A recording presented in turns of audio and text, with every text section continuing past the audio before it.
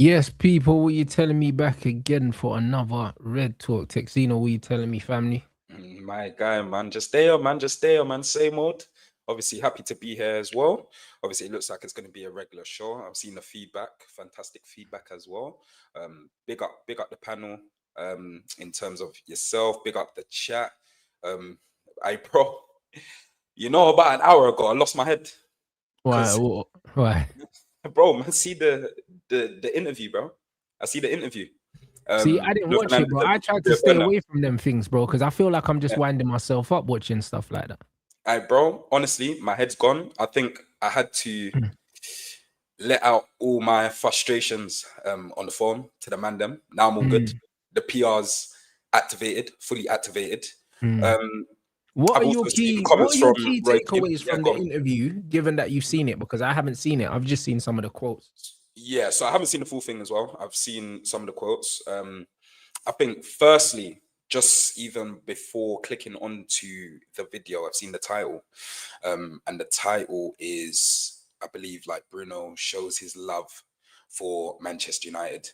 And it's so funny that this interview has been dropped a couple of days after the interview. Them quotes come Um, out. yeah, Mm. I've seen the interview in Portuguese, just with subtitles on, bro. And I think even his body language, bro, in the first interview we're talking about, when he made those comments about United not having the courage to let him go, Mm. bro, his demeanor, and I was speaking about it to even my girl, and I was like, imagine if I just went on socials and I said, me and you are having some hiccups, and you ain't got the courage to let me go, but you want me to go, but you ain't got the courage to let me go Mm. because I look after everything. You get it? So you ain't got the courage to let me go.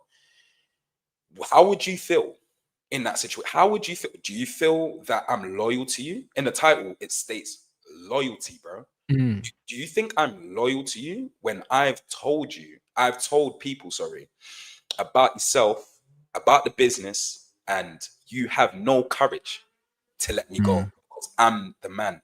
And that's where this club's gone. It looks like we kind of deserve where we are as just a fan base. Mm. The fact that we champion these things, Rants, bro, you have to think about it. We would rather have the best midfielder in the league rather than challenge for the league. And just thinking about it from that sort of logic, it shows you where the club standards are at. How And I understand that time obviously plays into that. We don't remember that winning feeling of the Premier League nor the Champions League. I understand that. But the fact that we've dropped the expectation so low to a point where we love our players is crazy, man. I've seen David Beckham leave this club, Roy Keane leave this club, Cristiano leave this club. I've seen Wayne Rooney want to leave this club. I've seen so many different things happen where the club's acted on it because, Manchester United's bigger than any player. Yeah. Um, Now, from this interview, bro, Mm. obviously you can see that someone has obviously like forced a question out of Bruno Fernandes and has said, look, the way you speak about this club, and this is quote for quote, the way you speak about this club is like you love this club. Do you love this club? That's forcing an answer. Mm. Yeah. That's genuinely forcing an answer out of a man's mouth. Now, no Diddy. Now, Bruno's obviously gone on to say, Manchester United fans, some fans tend to dislike me because I don't run, I don't care. My mate, you know what you're doing Mm. because there's not one person on this earth who says you don't run. Even Mm. people who dislike you, we all say you run, but you run for no reason. So Yeah. using that, my mate, it's like you know what you're doing because you closed the sentence with go look at the numbers. The numbers don't lie. The numbers don't lie, bro. Bruno, you cover probably one of the most distances in the Premier League. And Mm. do you know why that's embarrassing? Because what are you doing with that? You're not dribbling past players, nor And you're are not you winning the ball back either. back. You Exactly. don't win your jewels, blood. He doesn't, bro. I've seen someone make up a stat when they were debating on Instagram Mm. saying, Bruno Fernandes, he's a number 10 playing in the eight, but he still does an eight's role. He runs, he wins the ball back. He's got the most interception. He's got one of the most interceptions in the league. Bro, I went to go check it. I'm seeing, what's his name? Dunk and all of these men at the top. This it's not even top 10. Brother, this guy don't, bro, listen, this guy don't make tackles. Yeah, Like, I don't remember seeing Bruno make tackles, blood. I remember I watch him let people walk past him every game. Like, I don't see tackles, bro. I don't see them. Of course, bro. Do you know what it is? It's just one of those players, innit? Like, I've told you how he is, innit? He reminds you of those 15-year-olds who were, I shouldn't even say the best in like out of the bunch, but one of the best. But you know them 15-year-olds you didn't want to play with because he's either greedy, he wants to do this, and he thinks he's got all the tech, but he's not the best player there. I think we've seen good times and good moments from Bruno Fernandes, but he's the most consistent at being inconsistent. Yeah. And I'll say that because he changes his game too much for me. Sometimes he likes to simplify his game, and that's when, for me, you see the best of Bruno Fernandes. But majority of the time it's hit, hope. There's no calculation to the madness. It's like literally pure chaos and boots.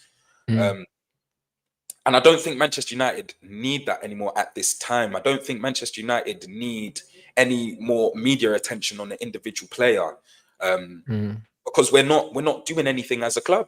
And it's just funny when the tide changes when it's not Paul Pogba. Like, Paul Pogba never said himself, bro, you know, I want to leave Manchester United Football Club. It was his agent, Riola, you know. And the funniest thing is, just to counteract that, bro, Paul Pogba, I remember after the West Ham game where he scored that little whipsy with no fans, bro.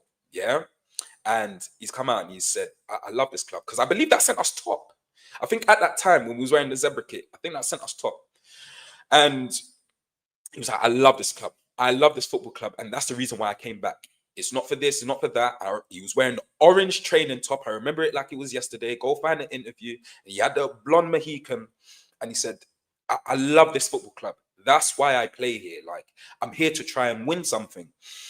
And no one's ever taken that into consideration for Paul Pogba, you know. But when Bruno Fernandes says it, even when he's forced to say it, and everything else stares you in the face, him out in the club, the timing of it as well, you know, this kind of is like a roll-on effect from Mo Salah as well. It's like, all right, cool.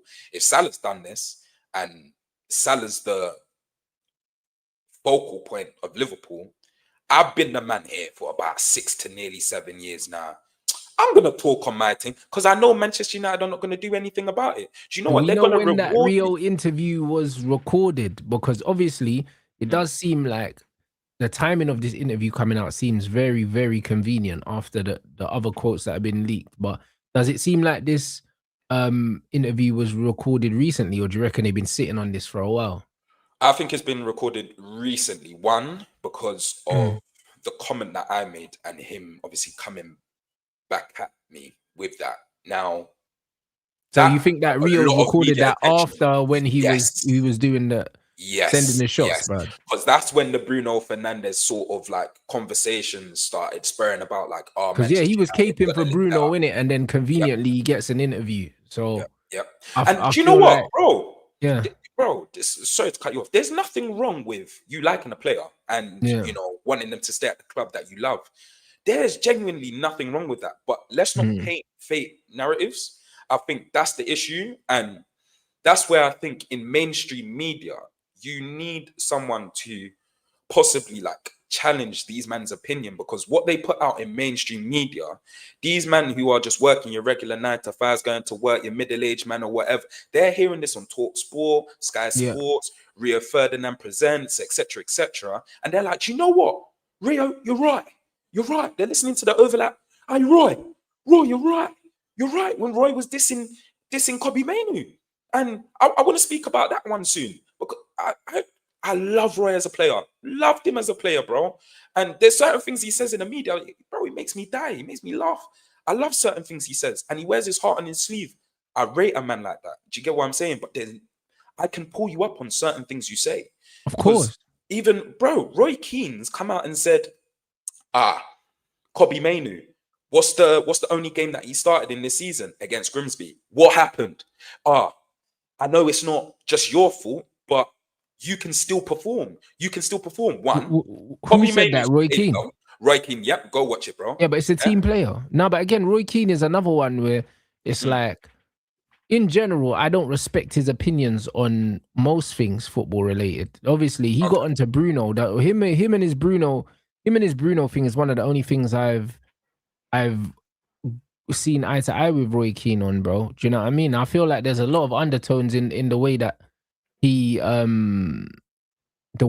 speaks about different players, bro, and I don't like it. You know them ones. Yeah. I don't like it at all, bro. Like he was never a fan of Paul Pogba either. Nope. And now he's trying. What, you're trying to make out that Kobbie Mainoo deserves to be on the bench based off one game against Grimsby when the whole team was shit, bro. So what, is his fault that we lost to Grimsby? This is what he got his contract terminated in 2005 when he thought he was bigger than the club. He went to MUTT, had an absolute rant about Darren Fletcher not pulling his weight, not doing this, yada yada yada, etc. etc. Bro, you're not bigger than the club. They didn't even release the interview. Fergie took that tape, played it in front of the players, and said, "This is the man that I'm sacking this morning." Yeah. Do you understand? You're never bigger than the club. And it's like, you said the same thing about Darren Fletcher. Your contract got terminated. Your career flopped from there. You retired at Celtic, I believe. And no, honestly, you went to Celtic, then retired there. Like, it's awful. Now, you're kind of like getting onto a young man who, now within his first season, you want to talk about responsibility, you want to talk about pulling your weight. Within that first season, Roy, even yourself, was begging for Kobbie Mainoo to be in that starting lineup. This is the same man who won us the FA Cup, and for England, when Conor Gallagher was stinking up the place and Jude Bellingham bicycle kicks was saving England, they were missing something in that midfield. And Kobbie Mainoo was the answer. The two games he started after that, the quarterfinal and the semi-final, we dominated both games, especially in possession with the ball. There was combination. He's something that's very different that a lot of midfielders just don't have. That elegance, that grace, buying time. These sorts of players, they buy time from their first touch, the way they receive the ball, their body mannerisms. And the fact that we want this sort of player to rot on the bench and we're telling them, go pull your weight, go work harder, when we was once relying on this kid when he had no experience, I think is pretty blindsided to say. I think, especially coming from someone who got their contract terminated from saying the same thing, it's like, you didn't really learn your lesson, did you? Yeah, but Roy Keane has shown that even from the way he failed as a manager, that he has no self-awareness. Do you know what I'm saying? He has no self-awareness. That's been very evident, bro. Do you know what I mean? Because the stuff that he's been through as a player and as a manager, and the way he still speaks, you can see that he hasn't grown as a human being, bro. Do you know what I'm saying? So, like, none of this should be as a surprise. Like, man coming out and saying, basically, at Grimsby, sometimes it's the only chance you get, so you have to seize it. No, that's not how life works, bro. If a player, has been left out of the team, they're not playing games, they ain't got match practice, they're not sharp, their confidence is low, saying to a player, you've got one chance, to prove to me that you deserve to play, and then the team loses, so it means that they're not going to play again. What kind of shit is that, bro? That's horrible coaching. That's horrible man management. That's horrible absolutely everything. I don't like coaches that do that, bro. Do you know what I'm saying? And I've been consistent with stuff like this. I remember when we had a Garlo at the club, and I always used to get annoyed that Ollie only played a Garlo, when he'd made 10 other changes, bro. It's like, play him in a semi-strong side so we can actually see what he can give us. Do you know what I'm saying? Like, playing a striker in a side with 9 changes that has no fucking chemistry, that does a striker no favors, bro. No favors. You need to play me in a team that kind of know what they're doing. Trial, innit? Yeah, bro. Like, play me a team that has a bit of cohesion, yeah, so I can actually show you my value to the team. But if I'm only playing in teams that have had bare changes, how can I really show my best? You can't. Do you know what I'm saying? You can't show your best, bro. Like, it's actually impossible, bro. Do you know what I mean? You're feeding off scraps, man.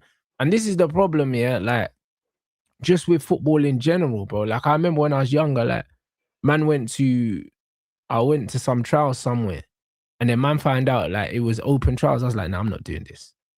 As soon as you go to trials, yeah, and you're trialing with bare trialists, forget it. You know them ones there. I've done it once, bro. Football CV, bro. I never do it again. Bro, it's horrible.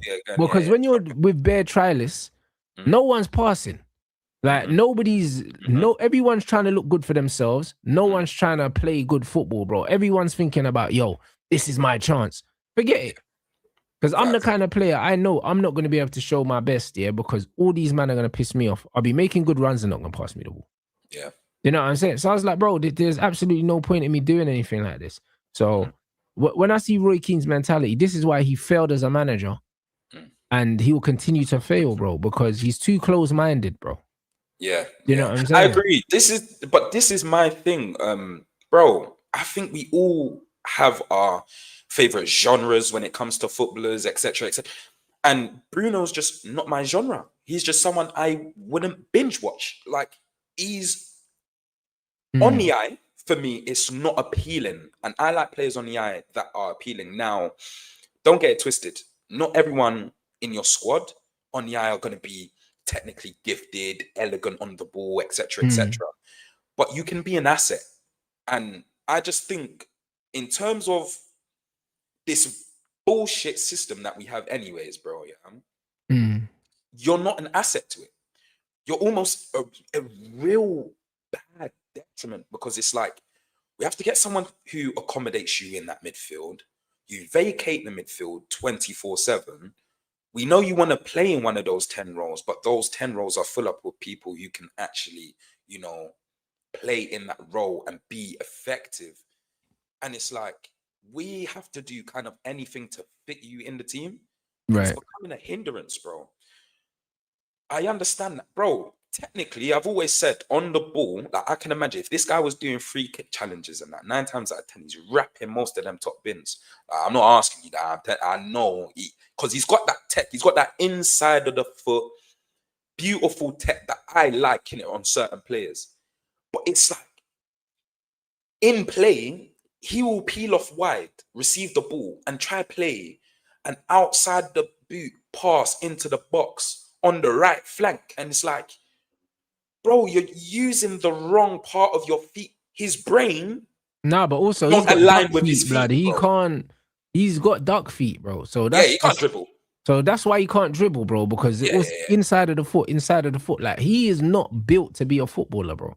He just don't have the footballing physique, bro. Like, he's mager and his feet are turned out, bro. Like, man can't strike a ball. Like man, I've never seen him put his laces through a ball, blood. Do you know what I'm saying? So it's one of them ones where he's just, bro, he's awkward, in it, bro. That's just what it is. The best way to describe him is awkward. Do you know what I'm saying? Everything he does is awkward. Everything looks like he's trying too hard. But what I just don't like, and you know what it is, yeah? They say that the Premier League's the best league in the world for a reason. It's not the best league in the world, but it's got the most PR, bro. Do you know what I'm saying? And the players in the Premier League get overrated the most, bro. Because I can assure you, yeah, that Bruno Fernandes ain't rated here on the continent as high as they rate him in England. And you know why? Because no one's ever come in for him. The whole time he's been at Man United, he's never had no real offers to go nowhere. Bro, facts. Or else he would have gone. Or else he would have gone. You know how you can tell if a player's rated or not? Offers. Put your money where your mouth is. Bro, they compare it to Pedri. You think Pedri wants to play with my man? Come on, bro. This is what I'm trying to say. Like, brother, the whole time he's been at Man United ain't really been winning stuff, yeah? Brother, no links to no big clubs. If there was, he would have left, fam. No serious inquiries from Barca or Bayern or Real Madrid or nothing. No serious inquiries. Only Turkey and fucking Saudi Arabia, bro. Yeah. That's it. Do you know what I mean? So that tells you everything you need to know about him as a footballer, bro. Because we're even seeing Kobbie Mainoo linked with Napoli and shit. And Chelsea and that. A man has seen no Bruno links with nowhere, bro. And that tells you all you need to know, innit? So the reason why you're still at Man United is because no one wants you, bruv. It's not because you love the club and you wanted to stay here and win trophies, blood, because you don't turn up in finals anyway, blood. We've played enough of them. Facts. Yeah. So what are we talking about? Bro, but the thing with Bruno, I think he's doing this thing where it's like he's buying time, innit? He knows what he's doing. He's buying time because he knows that big club wants him. Now, if a big club Kobbie was linked with City yesterday, bro. Why isn't City trying to get Bruno? Yeah, I see that. Brother, Xerxes linked with Roma, AC Milan, Napoli, all the clubs in Italy, all the big clubs in Italy. Do you know what I mean? Linked with him. Bruno ain't getting linked with no decent clubs, bro. A man are trying to tell me that he's one of the best midfielders in the world, yet no links, bro. Wants it. Nobody. And the way we talk about him, you would think that he's miles better than Dani Olmo. Why would they not replace him with Dani Olmo? Dani Olmo is taking a trip to the hospital every other week. Yep. Bruno Fernandes is probably one of the most available players in Europe week in, week out. In football history, blood. I'm not used to a player not getting injured. Bro, the amount of times this guy is on the floor, you wonder why no one's just crushed his ankle bone or accidentally stepped. Because my thing is, it's like, that's a joke, by the way, but my thing is, it's like, you are always available. You are perceived as this great character, leader, loyal, someone who's a mentor, because loads of players say that. Like Ahmad repeats that in every interview. Starts to jar me, bro. I don't even listen to Ahmad interviews no more, bro, because he champions Bruno, bro. Do you get what I'm saying? So it's like, if you're this great mentor, but most importantly, this great footballer, and stats don't lie. No, we are right. Stats don't lie. You've been here for 6 years. You've bagged over 100 goals and you've got over 50 assists in the Premier League. That's insanity. Why on earth have Barcelona not come calling, but Real Madrid have gone and got the Jude Bellinghams, Arda Güler. Real Madrid buy ready-made product. If they were hearing that there's a midfielder on the block who's going to get you 40 GA per season, they are any money you want. Come to the Bernabeu. Why has he not been invited? No one wants to bring him to the cookout, Rants, bro. No one wants to bring him to the cookout. But the man in Saudi would do it because you will bring much more attraction to the Saudi league. That's it. Because you've got a big fan base, bro.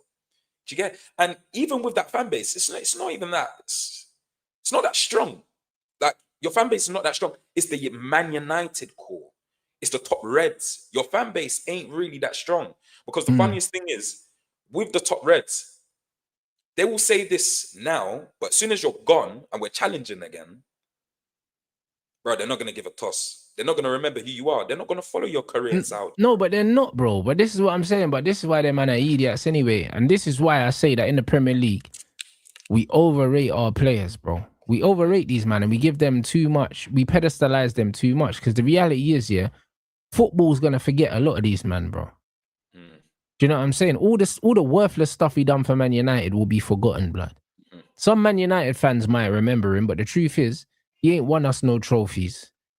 So when he leaves, like, bro, he's irrelevant. Do you know what I'm saying? He's irrelevant. Like, this is it because, bro, like, in the grand scope of world football, he's not one of the best midfielders of the generation he played in. Nowhere near it.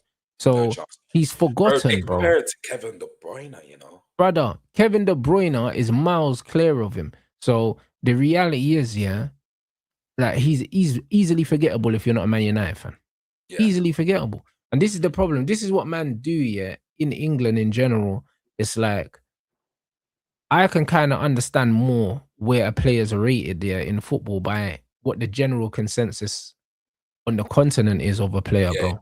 You know what I'm saying? Because in England, bro, like, bro, a lot of the players that are rated in this country, no one gives a toss about them outside of this country. Facts. Do you know what I'm saying? They don't give a toss about them, bro. You know what I mean? We're getting linked with Semenyo now, Man are talking about Man United going to go all out for Semenyo. City wants Semenyo. Brother, there ain't no one on the continent looking at Semenyo. Nobody. No I've one. seen Arsenal fans talk about they'll rather have Semenyo over Rodrigo. Go do that. Please go and do that. You know, the funniest thing is about, I just genuinely think United fans, we deserve to be where we are, you know. And I'll tell you why. Because ever since we've last won a Premier League title, so post our last Premier League title, what's that, 2013, yeah? Yeah.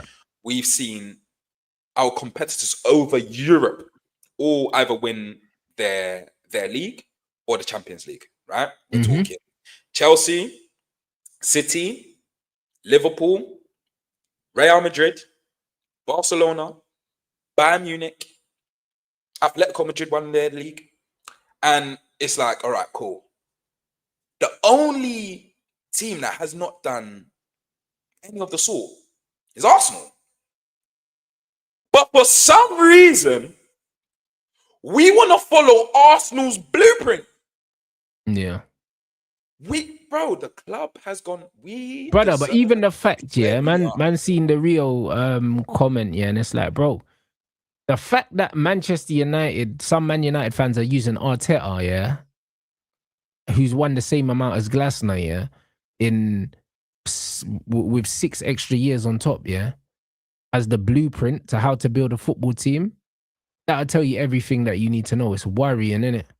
It's actually worrying, bro. Glasner, in his first full season, yeah, full season, this brother's got an FA Cup and a Community Shield, yeah. In his first full season, yeah, at Crystal Palace, and then you've got Arteta that spent £1 billion, yeah, and had 6 seasons. I think this is season number 7, yeah, and he's won the same. You're taking a piss, bro. Do you know what I'm saying? Like, why are we talking about Arteta as the benchmark for success when he's been a failure, bro? Let's not get it twisted, bro. Like, that's not success, bro. What he's doing is not success. Rio saying, "Oh, we can see an improvement." Yeah, you would think so. Spent £1 billion. Of course, you can see improvement, but they haven't won anything, and they're not even guaranteed. This is the thing. We're jumping the gun. This is what's happened to like the present time. I feel everyone's head is just like become mobile. Everyone's brains become like mobile. Like it's like we don't think without speaking anymore.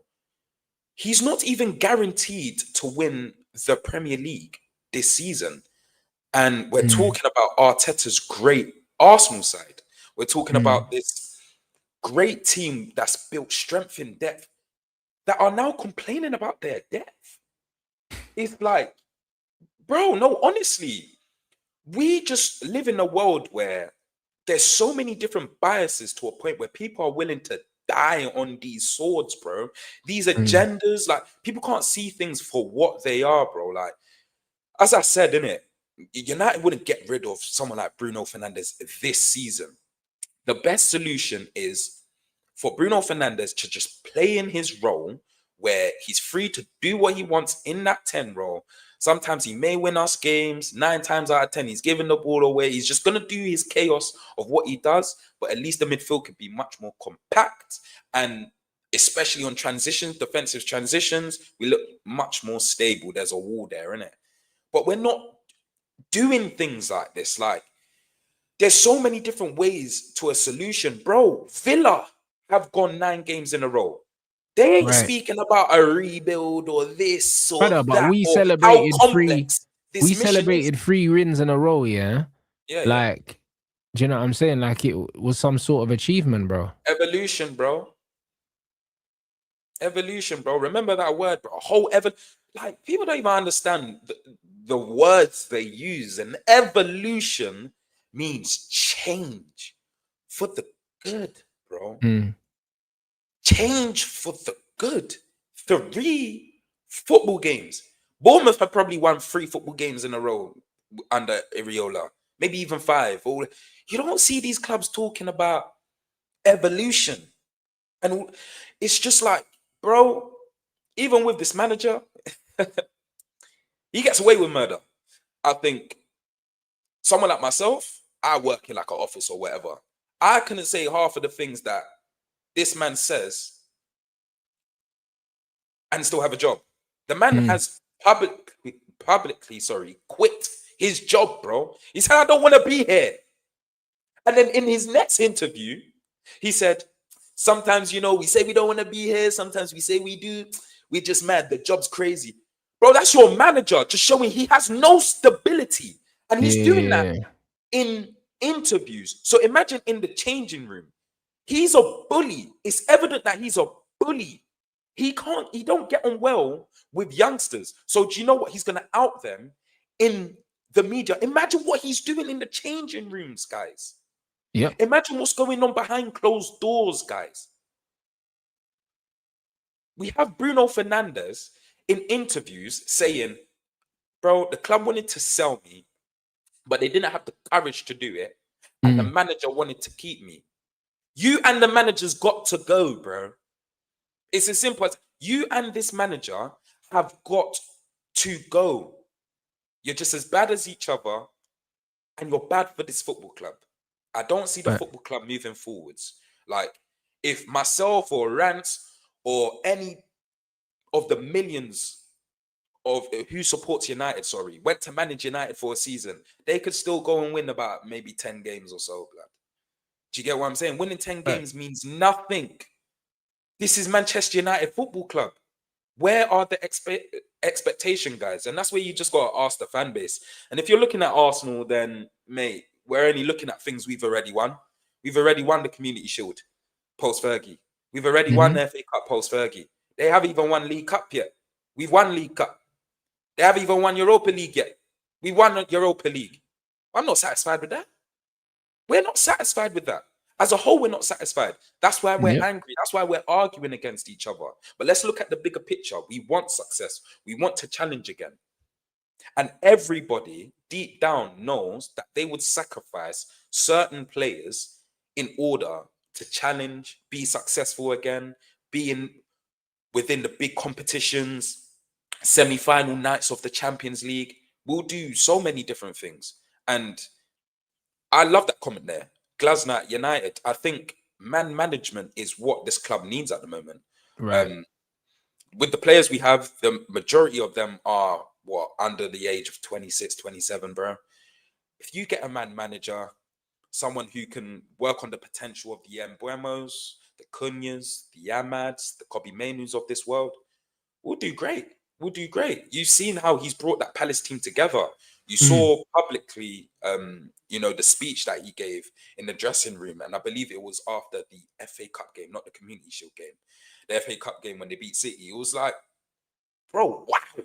Got guys talking about Jesus Christ and that. I'm not even Christian and that, but you got guys, managers live talking about their faith, how they believe, work for each other. If you're wearing red and blue, you die for that person on the pitch. Like, I don't see that with Amorim. He's kind of getting players to work, maybe go against each other, man. You get what I'm saying? And bro, talking about United's negative, you know, it's always negative. It makes me feel bad coming on the internet saying all of these things. But do you know what? I love my club, so I'm gonna give you the realest. No BBLs. I'm gonna give you the realest, bro. So yeah, man. It's a bit of a joke right now, bro. I'll be real, man. And all this PR and all this nonsense that's coming out, it doesn't help. Do you know what I mean? Them Bruno comments, yeah, whether they were in international break or not, it doesn't matter. The fact that they're even a thing, the fact that he had the gall, yeah, to even fucking sit down with someone and chat like that, that's not a brother that so-called loves the club. If you love the club, yeah, then you keep that to yourself. Facts. You know what I mean? You keep that to yourself, bro. Do you know what I mean? The Semenyo links, guys, I don't know, you know, because I can't lie. There's a lot of rumblings basically saying that Wilcox has told man he needs to play a 4-3-3, and basically man's done with this 3 at the back experiment. So the Semenyo thing, because he could have been buying Semenyo to play left wing in a 3. I don't necessarily think that Semenyo is being targeted for wing back. It seems like the United hierarchy are actually fed up of this 3 at the back bollocks. That's why I think that Ruben's days are numbered, genuinely. And even with the way that Bruno's talking as well, it feels like something's gone sour. It You feels know what like I'm saying? he's leaving, ain't he? It Yeah, does it feel feels like it feels like Bruno's definitely leaving at the end of the season, and he probably feels like they're probably trying to push the manager out as well, blood. Do you know what I'm saying? And the manager's his boy, so now my man's doing the petulant thing. That's what it kind of seems like. But bro, this is why I'm saying, look, big up Rio, yeah. But you shouldn't like do videos where it paints fake narratives. You can have the interview, but don't force certain questions or certain answers, sorry, out of Bruno. Don't make a title talking about this guy's undevoured love for the club. Because a couple of weeks ago, he was ready to talk smack Yeah, he was about talking what the was going wickedness. on Yeah. in the summer. And it was the body language for me, Rants. It was like, yeah, he just kept doing this, you know. I thought he was gonna end up closing his ears. You know what I'm saying? He was, the club, they didn't want me. He was obviously in Portuguese, but they didn't want me, but they didn't have the courage. So smug. Didn't have the courage. Okay, all right, genius. What was we meant to get from this interview? I don't get it. And the timing. Why, Bruno? Come on, bro, man. Come on, bro. I just want to focus on the pitch. I don't want to keep talking about you. And the funniest thing is, you're actually going through a bit of decent form in terms of your numbers, bro. Yeah, a little purple patch, innit? Yeah, you're going through your purple patch. Why now? And if people are saying this is 2 weeks ago, 2 weeks ago, he didn't score a goal since September, 2 weeks ago. So maybe toys out the pram. No, honestly, toys out the pram type of thing. And last thing I want to speak on quickly on this Bruno thing, yeah, because bro, it's just got me negative right now. I'm just on my comments, yeah, and I made a comment under what Bruno said, Roy Keane said about Kobbie Mainoo on the overlap, because I was fuming, and I just said, my mate, it's shocking to see these comments about a young man who had so much pressure on him in his first season and won us the FA Cup and scored from a Bruno assist. So why can these two not play in the same squad? Why do they have to be in competition with each other? Yeah? Someone replies to the comment and they say, absolute bollocks, mate. Kobbie scored because of Bruno's assist. And this is exactly what I mean. It's almost becoming a cult now. Bro, it's almost becoming a cult. What is a cult, guys? A cult will steer you to going away from your morals, going away from being a human, bro, and not even looking at things for what they are. A man said to me, even when I stated the fact that he scored from a Bruno assist, why can they not play in the same team? A man said, Bruno has not, Kobbie didn't do anything. Bruno done nothing in that final. He played false nine and pressed. Kobbie ran the show. Every time he got the ball, he pushed us 30, 40 yards up that pitch with that beautiful, elegant dribbling that he has. And his body movement so deceptive on the football. As I said, opponents don't want that. And that is an advantage to having your team because you automatically buy time in possession. But then all we want is, as you said to myself last week about with Cristiano Ronaldo, that bit of dopamine, bro. That's all we want. That bit of dopamine, bro. We will rather wait from September until bloody November to see Bruno rap one top bins and go, yeah, he's the best midfielder in the world. Pedri, get out here. What are we talking about, man? You get what I'm saying? This guy's 100%. mid. He's mid. He's just got good technique. And there's man at Sunday League, Saturday League, bro, I'm seeing this Lewis guy, this Frida girl, all of these people on social media showing they got tech. People got tech. Because football's like a love language, bro. You get, if you love the game will love you back. And like everyone's got tech. But what you do, your playing style is a massive hindrance for big football clubs, bro. You should be at those mid-table football clubs where they just care about having these one players. Yeah. You get it, your Mavericks or whatever, like whatever you want to call Bruno, he should be at those clubs and have like the streets won't forget the Dimitri Payet season or something like that. Because he's not even on the Payet level. Nope. Do you get what I'm saying, bro? 2016, Bruno cannot touch that Dimitri Payet. Of course not. Couldn't lace his boots. Couldn't even see the football boots. Do you get what I'm saying? But these are the players that we compare him to. Artists, but this is artists, why. Bro. But this is why people think I'm just trying to be controversial, because it's like, just don't. I don't get the gas. I just don't get the gas, bro. Like, I feel like there's certain players, that if you rate them, I just don't believe you love the game of football. Like, I just don't believe it, innit? Like, I just don't believe it, bro. Like, honestly, if you rate Bruno Fernandes as a footballer, like, I don't feel like you love the game, like, not properly. You know them, man? Because there's ways to love something, bro. Like, you can love it, but, bro, you don't love it deeply. Because if you love football deeply, it'll repulse you, blood, watching him play. You know what I mean? There's players like watching Mo Salah, bro. You want to scratch your eyeballs, blood. Do you know what I mean? The actual eyeball, not even the eyelids, bro. Like, you want to scratch your eyeballs, bro, till they bleed. Like, there's certain players, that if you actually love football, you can't stand watching them play, bro, because it looks like they hate football. You know what I'm saying? Because if you love the football, you want the football to be as close to your foot as possible. Do you know what I'm saying? Like, you look like you're enjoying it. You know what I mean? Like, them man don't look like they're enjoying football, but Bruno can't wait to get rid of the thing. Mo Salah is arguing with the football when he's dribbling, bro. His shin pads everywhere. I swear he plays with shin pads with ankle guards, bro. Mo Salah definitely plays with shin pads and ankle guards, bro. Because his boots don't even look right on his feet. He's got a banana foot looking ass. Chaos. It's chaos, bro. But look, all fun and jokes aside, as I said, I don't mind ballers that are assets to your team. They'll still win you games.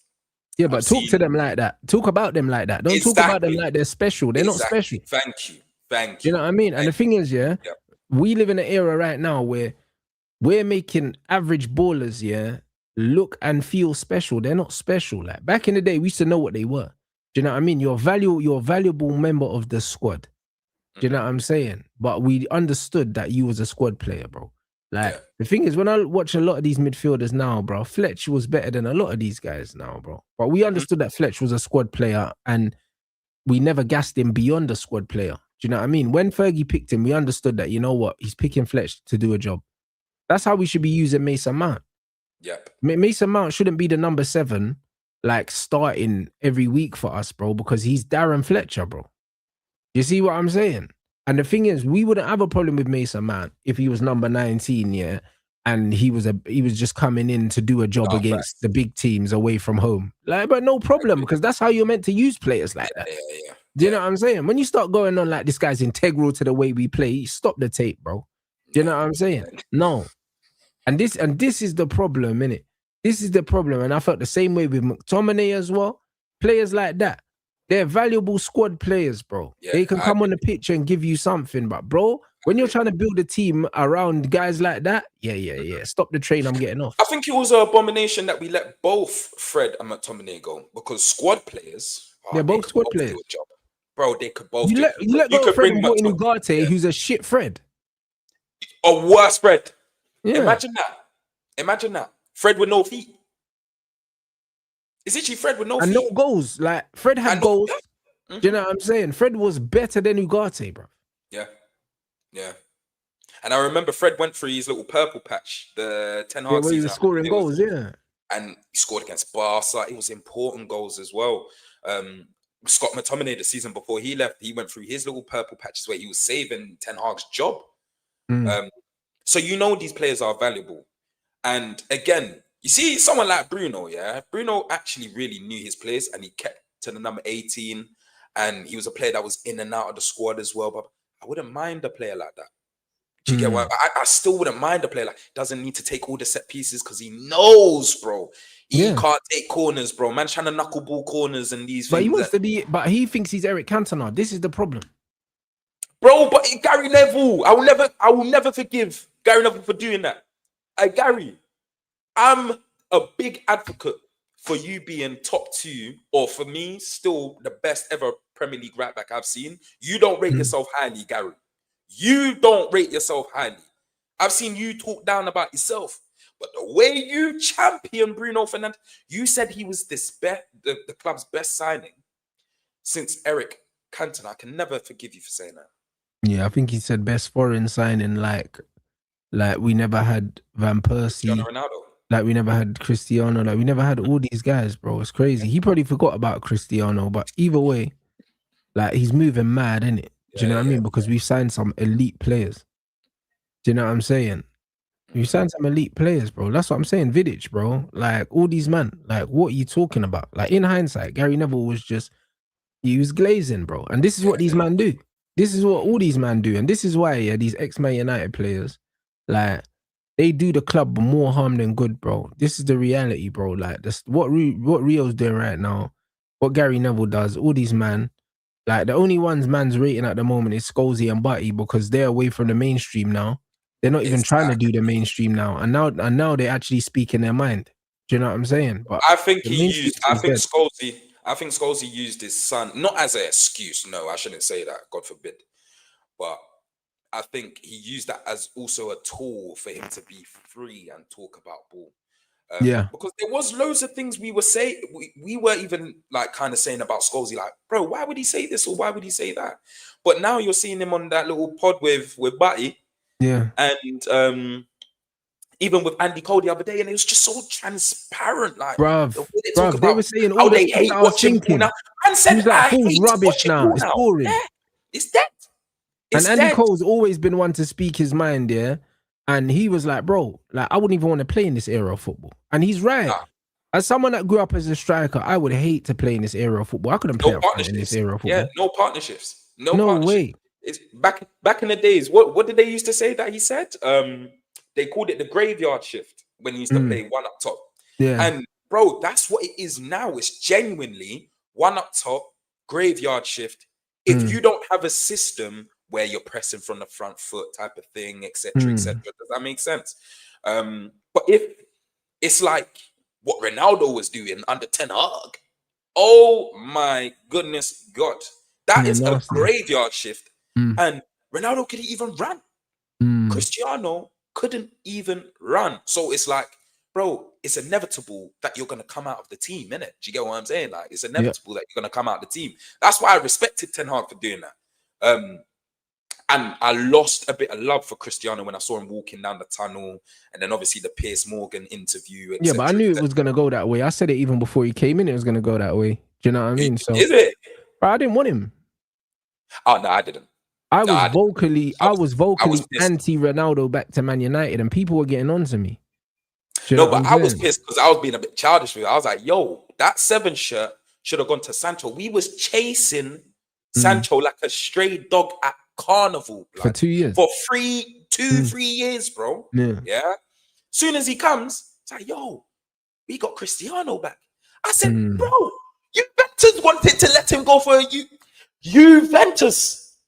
Juventus went and suffered. They said we would rather suffer for a while than have Cristiano. You saw Cristiano with the leaked argument with, I think it was Cuadrado in the changing rooms at Juventus. He was causing havoc over there. I think it was with Cuadrado. Chat, if you could confirm it for me. But bro, you just look at these sorts of players, yeah, and it's always arrogance that will kill them. Because before, Cristiano was actually adored for the work rate. This is the same man who introduced ankle weights to the professional game, etc. Everyone loved him for the mentality he had. But it's when it's like he's almost just trying to prove a point now, isn't it? Like, he's just trying to prove a point now. Like, I'm the greatest. Now I'm going to become a goal scorer to make sure I prove this point, because I've realized in the last 10 years or so, the only way I can beat Messi to the Ballon d'Or is by outscoring him, bro, and potentially winning the Champions League. So it's now like the only way I can go down as the greatest footballer in football history and greater than Lionel Messi is by sustaining the amount of goals I score and potentially scoring 1,000 goals. And it's so shameless that you want to do that in Saudi and make it count. It's like, when did all of this stuff in football start like being acceptable? When did even comparisons from CDMs to cams become acceptable? Why are all of these things acceptable in today's game? I don't care about no challenge on Instagram or TikTok when you're saying, oh, would you rather have this player over this player? No. When we're actually talking ball and you're saying, yo, I believe this midfielder is better than this attacking midfielder. I'm not even going to say names, but an attacking midfielder is better than a box-to-box midfielder or a defensive midfielder. It's just a stupid argument in the first place. Like back in the day, you couldn't say that. I remember if I went to my older brother with them arguments, he'd be like, bro, you can't compare them two players. Straight away. You just say, you can't compare them. Straight away. There's no argument. Done. That's the debate. You can't compare them. So comparing someone like Bruno to a Pedri and that is stupid for many, many different reasons. And it just tells me where, like, how you've grown up watching ball, if you potentially even kicked ball, like what you understand about the game, plenty of things, bro. Plenty of different factors, Rants, man. Yeah, but you need to understand the majority of people that it's not just football, it's any sport, yeah? Do you know what I mean? Because since I started boxing, I started to realize as well, like a lot of people that watch sports, yeah, and that even includes the people that take part in them, they haven't got a fucking clue about them. Like, they don't have a clue. Like a lot of people that have played football, yeah, don't have a clue about football. And that comes from even some of your best players as well. And this is why I just feel like a certain base level of intelligence, yeah, across the board is needed. Do you know what I'm saying? Yeah. And unfortunately, yeah, especially in football and boxing, yeah, they're both quote unquote working class sports, and they happen to be played or participated in by low IQ people, just in general. Do you know what I mean? Because the majority of these working class heroes, yeah, are low IQ, blood. They are, like, do you know what I'm saying? And it's not just education in terms of school, but it's just education in terms of life, because there's a certain level of ignorance, yeah, that people from certain backgrounds just tend to have. Do you know what I'm saying? Like, if you're not someone that's well-read or well-traveled and you haven't experienced many things, then where are you gaining this knowledge from? Do you know what I'm saying? From what they see, bro. Exactly. You only know what you see, innit? Well, exactly. And if you don't go anywhere, and if you don't see anything, how much can you actually know? Because experience is the greatest teacher in life. Do you know what I'm saying? It's the greatest teacher in life, experience, bro. Like, the reason why when man sits down on the channel and you, man, hear me talk about loads of different things is because, bro, I've experienced enough things in life, yeah, to have lived multiple lives compared to the average person that's from where I'm from, bro. Because in their whole life, they wouldn't experience what I would have experienced in 2 years of my life. Because I'm someone that's traveled. I've been around the world. I've done different things. I've seen different things. So it's one of them ones where that's where my knowledge comes from and my understanding comes from. But a lot of people, a lot of these men that have only lived in the same place the whole time, do you know what I'm saying? They only know the same thing. They only know the same food. They only know the same culture, all these other things. How the fuck can you expect them to understand nuanced things? Like, you can't expect them to know these things. You can't expect them to understand it because they ain't lived their life. So when you've got a lot of these footballers, yeah, like even when the way that Roy Keane speaks, yeah, like it's just pure ignorance, bro. That's all it is. It's pure ignorance, bro. But it's also jealousy though, bro, because they're upset that they played in the time they did because of the money that's going about. But again, that's still ignorance, bruv, because they still need to understand that there's multiple layers to that. Like, for instance, I was even speaking to a boxing coach in the gym last week, and he came in, like, he came into the gym. He doesn't usually train people there, but he came to meet one of the coaches, and he was like, right, I know you, boom, boom, boom. And then he was like, what, are you boxing pro now? I said, no, I'm not fighting pro now, but like I'm fighting and that. And then we were kind of having a chat, like, as I was cooling down, and he was giving me his opinion on influencer boxing, and he was saying that like he don't like the fact that a lot of them are making more money than professional fighters. And I said, I said to him, I said, bro, you need to flip that.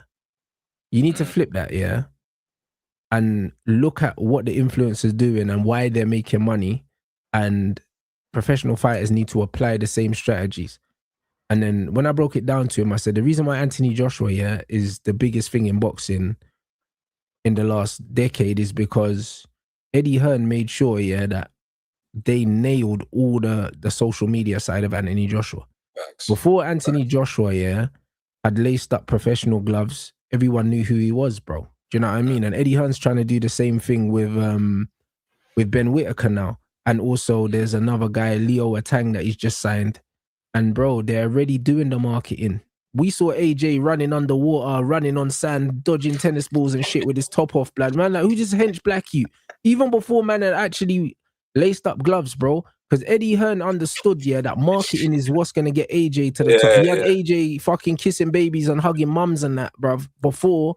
Like, do you get what I'm saying? That's why when Dylan White was saying to AJ, oh, be yourself, man, be yourself, man. Because, bro, Dylan White understands that AJ's a road youth, yeah? But, but AJ is doing what every black person has to do when they go to work. You have to code switch. You know them, man. You have to code switch when you go to work. And AJ is one of the realest brothers. And you could tell he's a clean-hearted brother. But he also understands, yeah, that boxing is a business. Do you know what I'm saying? And at the end of the day... He admitted that in the head-to-head thing with Jake Paul the other day. Because I forgot who the promoter was, you know. But obviously he's gone to ask him a question. And he's gone, look, what is it about you like fighting a YouTuber? Why have you accepted this fight? And he said, it's not just about fighting a YouTuber. I know the game. And it potentially opens him up to new markets after he knocks Jake out. Of course it does. Of course it does. And bro, he's probably gonna knock him out in the first round. Yeah. He's probably gonna knock him out in the first. Bro, my man was moving like he's got some sort of, I don't know, STD or something the way he was sitting. Man was uncomfortable. Very uncomfortable. Shit's getting real for Jake. I can see he's nervous. He's scared, innit? Nervous, bro. Come on. A man stood in his face and done some chicken thing and put his belly out and all of them. Yeah. That is he's scared, bro. Work, bro. He's nervous. He's scared, innit? And the thing is, yeah, AJ gonna knock him out within 3 rounds. I think it'll probably be around the 3rd round because like the first round will just be gauging distance and feints and cagey, and between 2 and 3 he gets him out of there. But the thing is, AJ's publicity is the reason why his PR is the reason why he's the biggest thing in boxing, and he has been for the last 10 years. And Canelo thing is purely because he's Mexican, and then Mexicans support any top Mexican. You know them, so he's got a whole country behind him. So it's one of them ones where Canelo's thing is a culture thing, AJ's thing is a marketing thing, and they marketed AJ perfectly. And also he's got the full package anyway, bruv. He's 6'6", big hench black brother. You know what I'm saying? So he's mad marketable. So the ladies are gonna love man. The casual fans will look at man and he looks like a WWE superstar, bro. Like he ticked enough boxes and he was knocking people out. Do you see what I'm saying? So it's one of them things where AJ's marketing is what got him to where he was. He didn't have the whole country behind him, bro. Tyson Fury, had loads of the country behind him because he had the country behind him, bro. He's relatable, bro. This guy was what he drove. What did he drive? I think it was a Lamborghini at 150.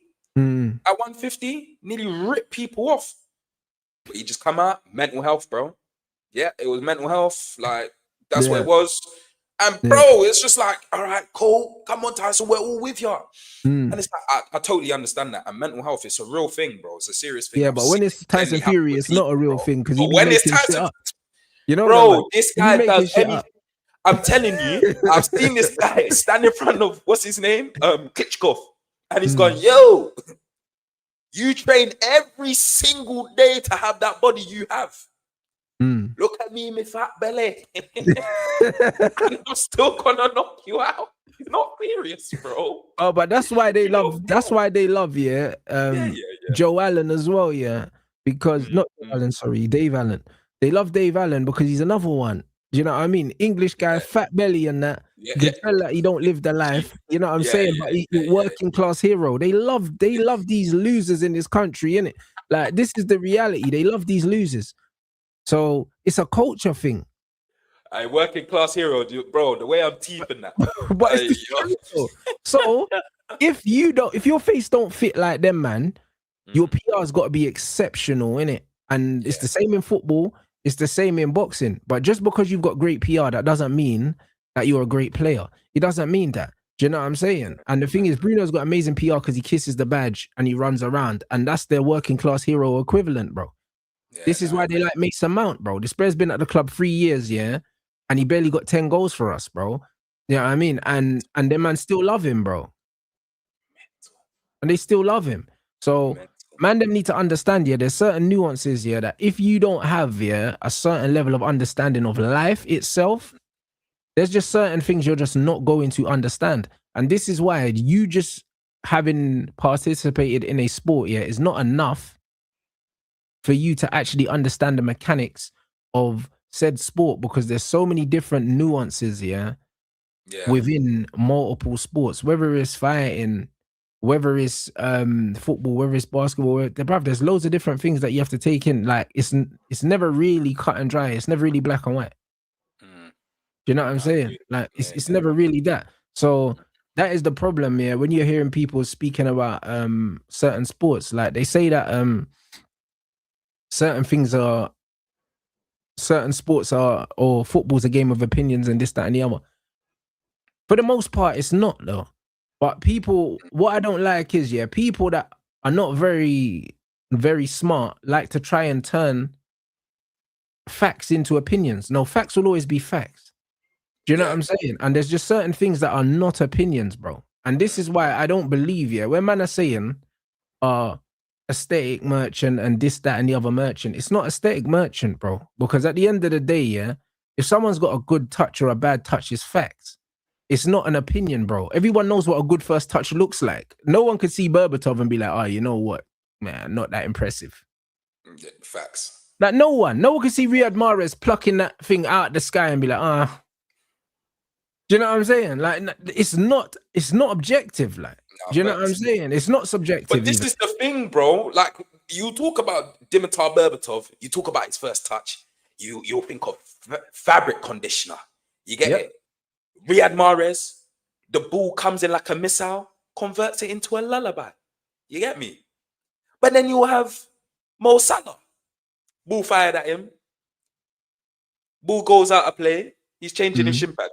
Why was he trying to control it with his shin in the first place? But this is what I'm trying to say, these my are brother. the players who are the champions. But look, he has been an asset to Liverpool, and especially the playing style that they had under Klopp. Because that front three, they were destroying Europe.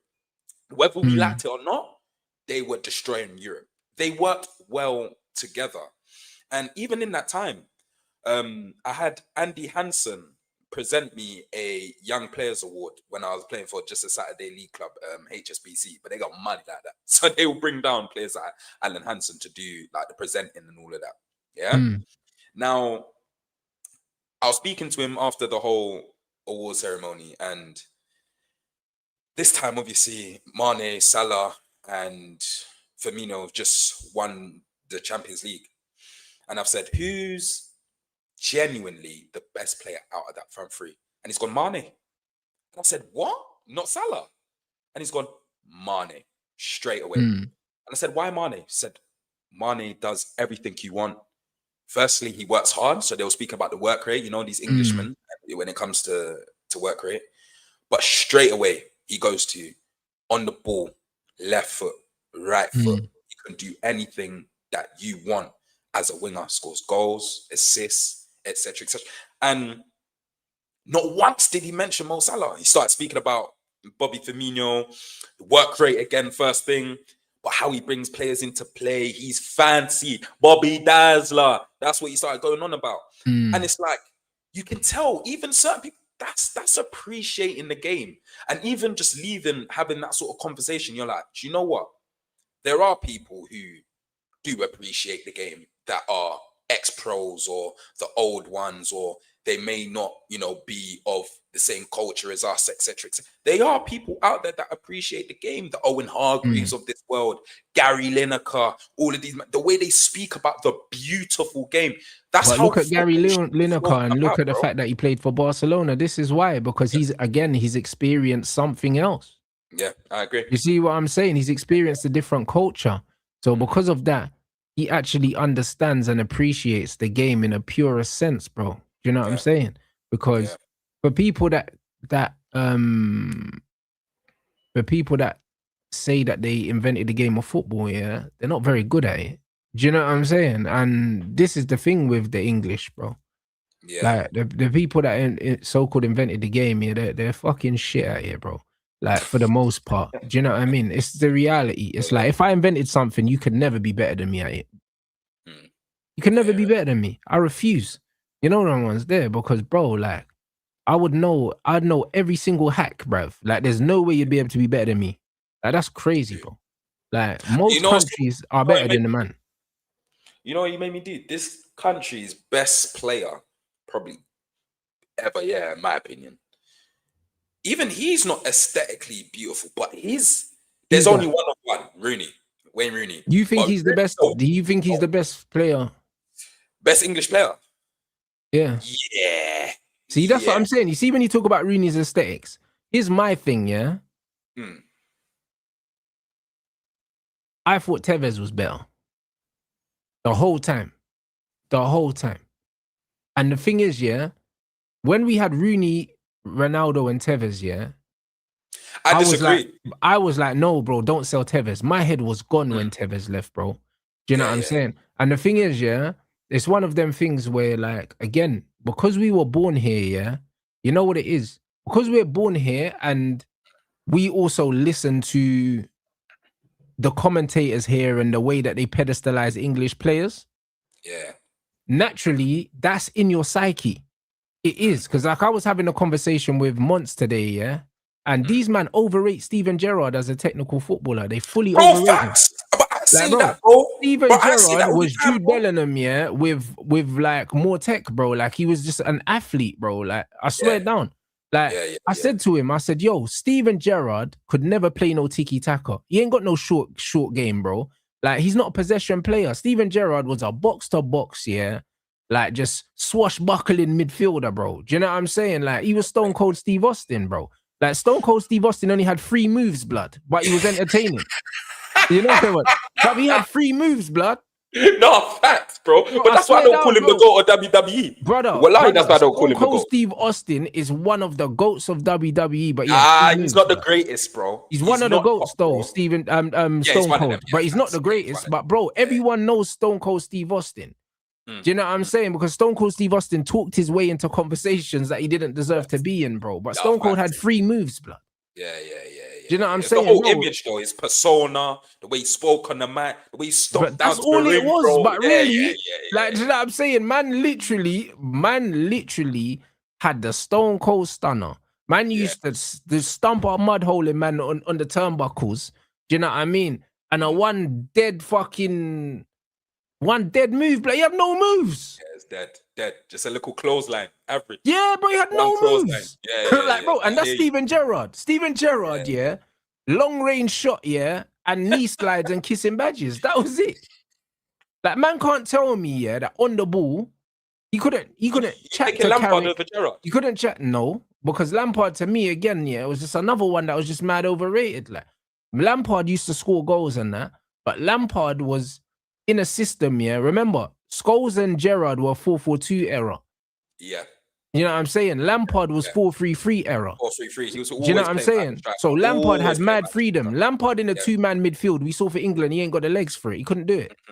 He didn't have the legs and he didn't have Scholes' techers to get away with it. You know them one. So Lampard needed the extra man to do his running, innit? So Lampard did the Bruno thing with a bit more technique and that. Do you know what I'm saying? A bit more brain. Because Lampard... I think Stevie G was technically a bit better than what you're saying, though. I don't think he was technically better than... No, when I look at techers, with him and Lampard, I'll be real, like Lampard was clean, like on the ball. Yeah, he's got more tech.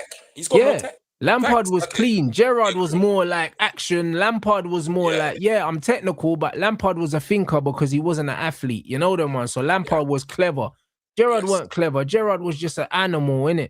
And I just feel like it's one of them ones where these man overrated Stevie G, because he's got bare highlights, because man's got these blockbuster goals, fam. But the reality is, the era that he was playing in, Like, there were so many wavy midfielders. Now, when man are talking about all-time best midfielders, bruv, they're not talking about Steven Gerrard. Why would you talk about Gerrard when you could talk about Pirlo and Totti and Rui Costa and Scholes and Xavi and Modric? That's what I find contradicting. And Fabregas. Because when we talk about great DMs, like deep line playmakers, anyways, Scholes' name is genuinely always mentioned with your Pirlos, yeah, Cruises. And they're all X10s that moved to 6s. All of them. All of them, yeah? All right. Why is there even this conversation with Scholes, Lampard, and Gerrard? For me, I just there shouldn't, because them two are not on his level. Yeah, he's in a but they're different all English. He could do the short, the short play, 5-yard passes, could stretch play. Bro, this man could hit a moving dragonfly on a lamppost. From 60 yards, bro. I heard he hit Birdie's head, bro, in training. From about 70 yards or something. Yeah, go on. But again, the reason why they compare him to Lampard and Gerrard is because he's English. And this is what I'm trying to say to you. Like, it's because he's English. Do you know what I'm saying? Like, I'm a fan of Wazza as well. But the fact that you look at Wazza's aesthetics, yeah, like, bro, Tevez used to do this thing where he would do the little fake shot and then just cut it and man's just on the floor. Like, bare times. Bro, if you watch any Tevez compilation, Tevez be in the box, fake shot, boom, defenders skidding off the pitch, and Tevez had mad tech. We need to stay on this topic, bro. Yeah, we need to stay on this topic. Tevez had mad tech. Tevez for United was not better than Rooney once. Nah, bro, Tevez was cold, bro. Bro, you're just not remembering, fam. I swear, bro, because Rooney and Ronaldo Tevez was my guy, bro. Bro, because Rooney and Ronaldo was there, you're not remembering. I swear to you, bro. You see the way Tevez protected the ball, the way he shielded it, put his foot on it, roll it, bounce it off, give him goals and that, the little dribbles and that, bro. And he had the work rate as well. Tevez, cold. And then he went to Man City and won them the league as well, bro. Like, trust me, it's the English thing, bro. I swear down. Like, we don't know. What Rooney has, yeah. No, but Rooney, bruv, I'll be real. I like Rooney, yeah, but don't lie. Like, when Rooney's dribbling, it looks like he's chasing his touch, though. Be honest. It's the same with Luis Suarez. Be honest. One of ones. No, but Suarez, no, because Suarez plays. Hey, bro, you see that assist that he got to duck out for his hat-trick, against us. Brother, that them dribbling there, that shouldn't be allowed in football. That's prisoners. No, but you know why you can't do? You know why you can't do the Suarez thing, bro? You know why you can't do the Suarez thing? Because Suarez was out in nutmegging man and taking lives. Rooney don't know what nutmeg looks like. Not on purpose. You know what? Let's be honest, bro. Let's be real. Let's be real. Let's be honest now, yeah. Rooney never nutmegged the man on purpose ever. Hey, bro, he's not. The technical level of Wayne Rooney is different. Even that assist to Van Persie, for you to just be casually jogging, crazy that. Get your head up. And it's the technique that he uses on it, bro. Like, how can you swazz a ping? Yeah, but Rooney's got that. Bruv, Rooney has, that hench Bob the Builder foot. You know that? So when he hits the ball, it's like man's got a brick foot, blood. Everything Rooney hits, is just clean, bro. He's one of the best strikers of the football I've ever seen in my life, bro. Like, he's ridiculous, bro. Do you know what I'm saying? Suarez is up there as well. No, but this is why these men are one of ones, bro. No. Let me tell you why Suarez thing is misunderstood, yeah? It's not that Suarez don't have tech. It's just that Suarez looks like he's in a hurry all the time. He don't know how to relax. You know them ones, like Suarez's thing is just bare erratic. It's just fast all the time. But he knows what he's doing, though. It's under control, blood. You know what I mean? But to the human eye, it looks like man's like he's having a fit, blood. You know them ones. Bro, I'm dying. Do you know, it's true, though. If you watch Suarez though, he looks like his feet are too quick for his brain. Yeah, so he's always been big bone. My thing is, he's always run like a chunky man. Yeah. You know, chunky man run with their head down and they bubble a lot. You know what I'm saying? They bubble a lot. And this is why I said, with his dribbling is unorthodox, like on another paradox, bro. Yeah. Like honestly, that assist to Dirk Kuyt for his hat-trick against us, I think it was like 2010, bro. No, 2011, his first season. Orange at 50s. That's what I remember, anyways.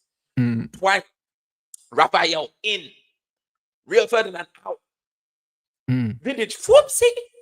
But the way he done it, bro, is his body. No one's body should be able to move like that. And it weren't pretty, brother. it weren't pretty. It's like he's arguing with the football, bro. But yeah, but this is why Rooney's thing. I'll be real, brother. I swear you see Tevez, brother, you know the amount of times I've seen Tevez here round the goalkeeper and then the defender's there and he just fake shot, sit down the defender on the floor, just roll it in the goal and that, bro. Like, bro, I love Wazza, yeah, but big man thing, yeah, bro. He looked like he was beefing the ball bare times. Like the best reflection of Wayne Rooney is the goal against Newcastle. When he gets fouled, he gets up, he's arguing with the ref, then he's smashing the top corner. That's Rooney, blood. Rooney just crash out football, blood. Like, that's what he played.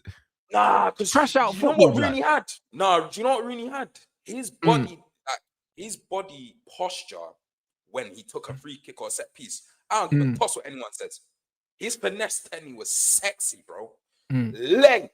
No one can tell me, apart from David Beckham, no one has a better inside technique than Wayne Rooney. And he used to love to score this goal where he would receive the ball from his left-hand side and he'll do the dummy before he controls the ball and the ball rolls to his right-hand side. Open up the goal, and the way he opens up his body, call him body blue premium, bro. No, I hear it, bro.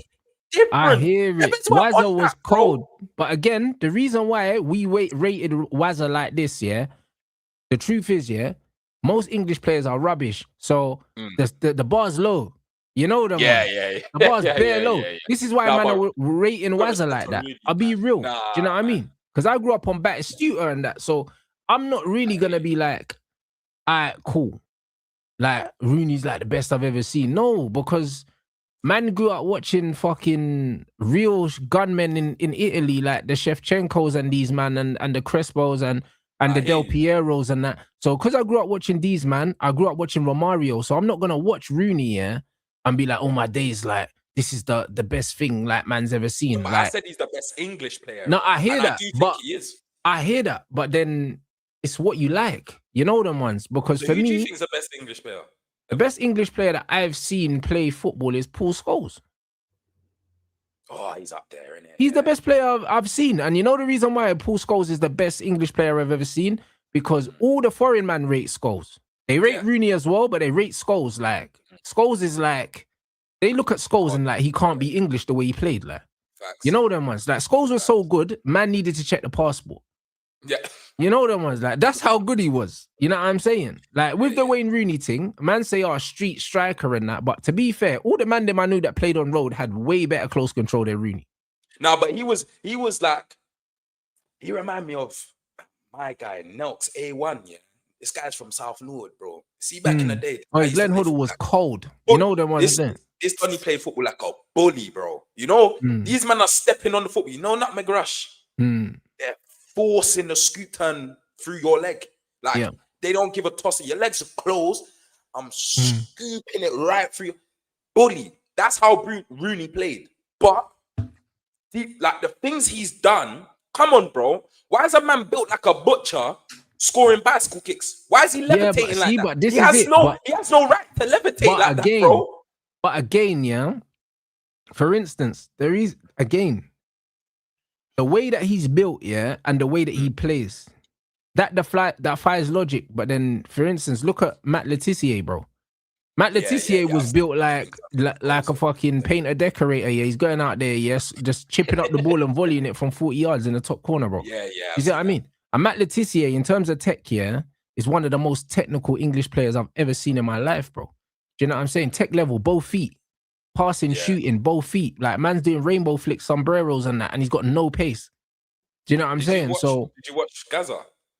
Nah, I didn't really watch Gaza. Like, you know them ones there. I didn't really watch Gaza. But it was one of them ones where I've seen Gaza. Like, I didn't watch Gaza live, but I seen Gaza, and Gaza was fake as well.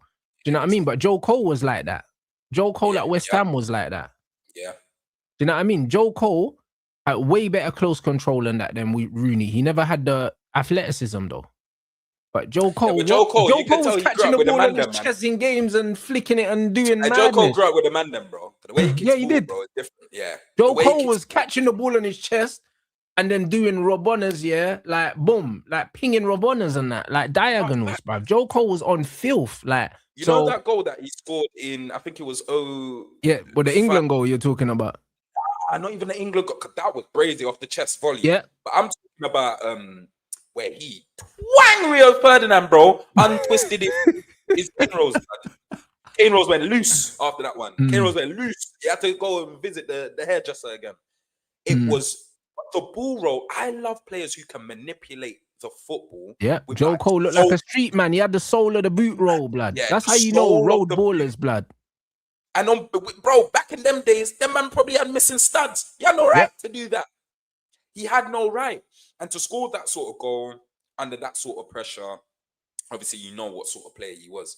And it's injuries that obviously killed him off, innit? But, bro, if you deep it, like, we have to go back to this Rooney Tevez thing, because you saying that Tevez at United was better than Rooney, I don't agree. I think when Tevez left to go City and Juventus, where the team was more built around it and he was dropping deeper, he was playing more as a centre forward, his body built, his body started to like fill out more. Yeah, but even when I saw Tevez, blood, even what he done at West Ham, bro.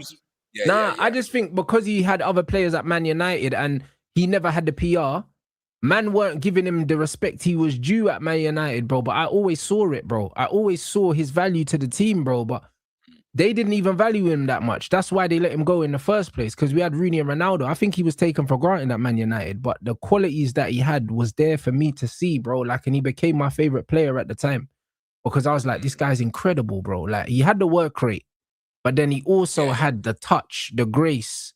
Do you know what I mean? And also, he wasn't a selfish player. He would pass the ball. Do you know what I'm saying? Rooney's got a touch, bro. Rooney's got what? He's got a first touch and a half. Yeah, but it weren't better than Tevez's, though. It wasn't.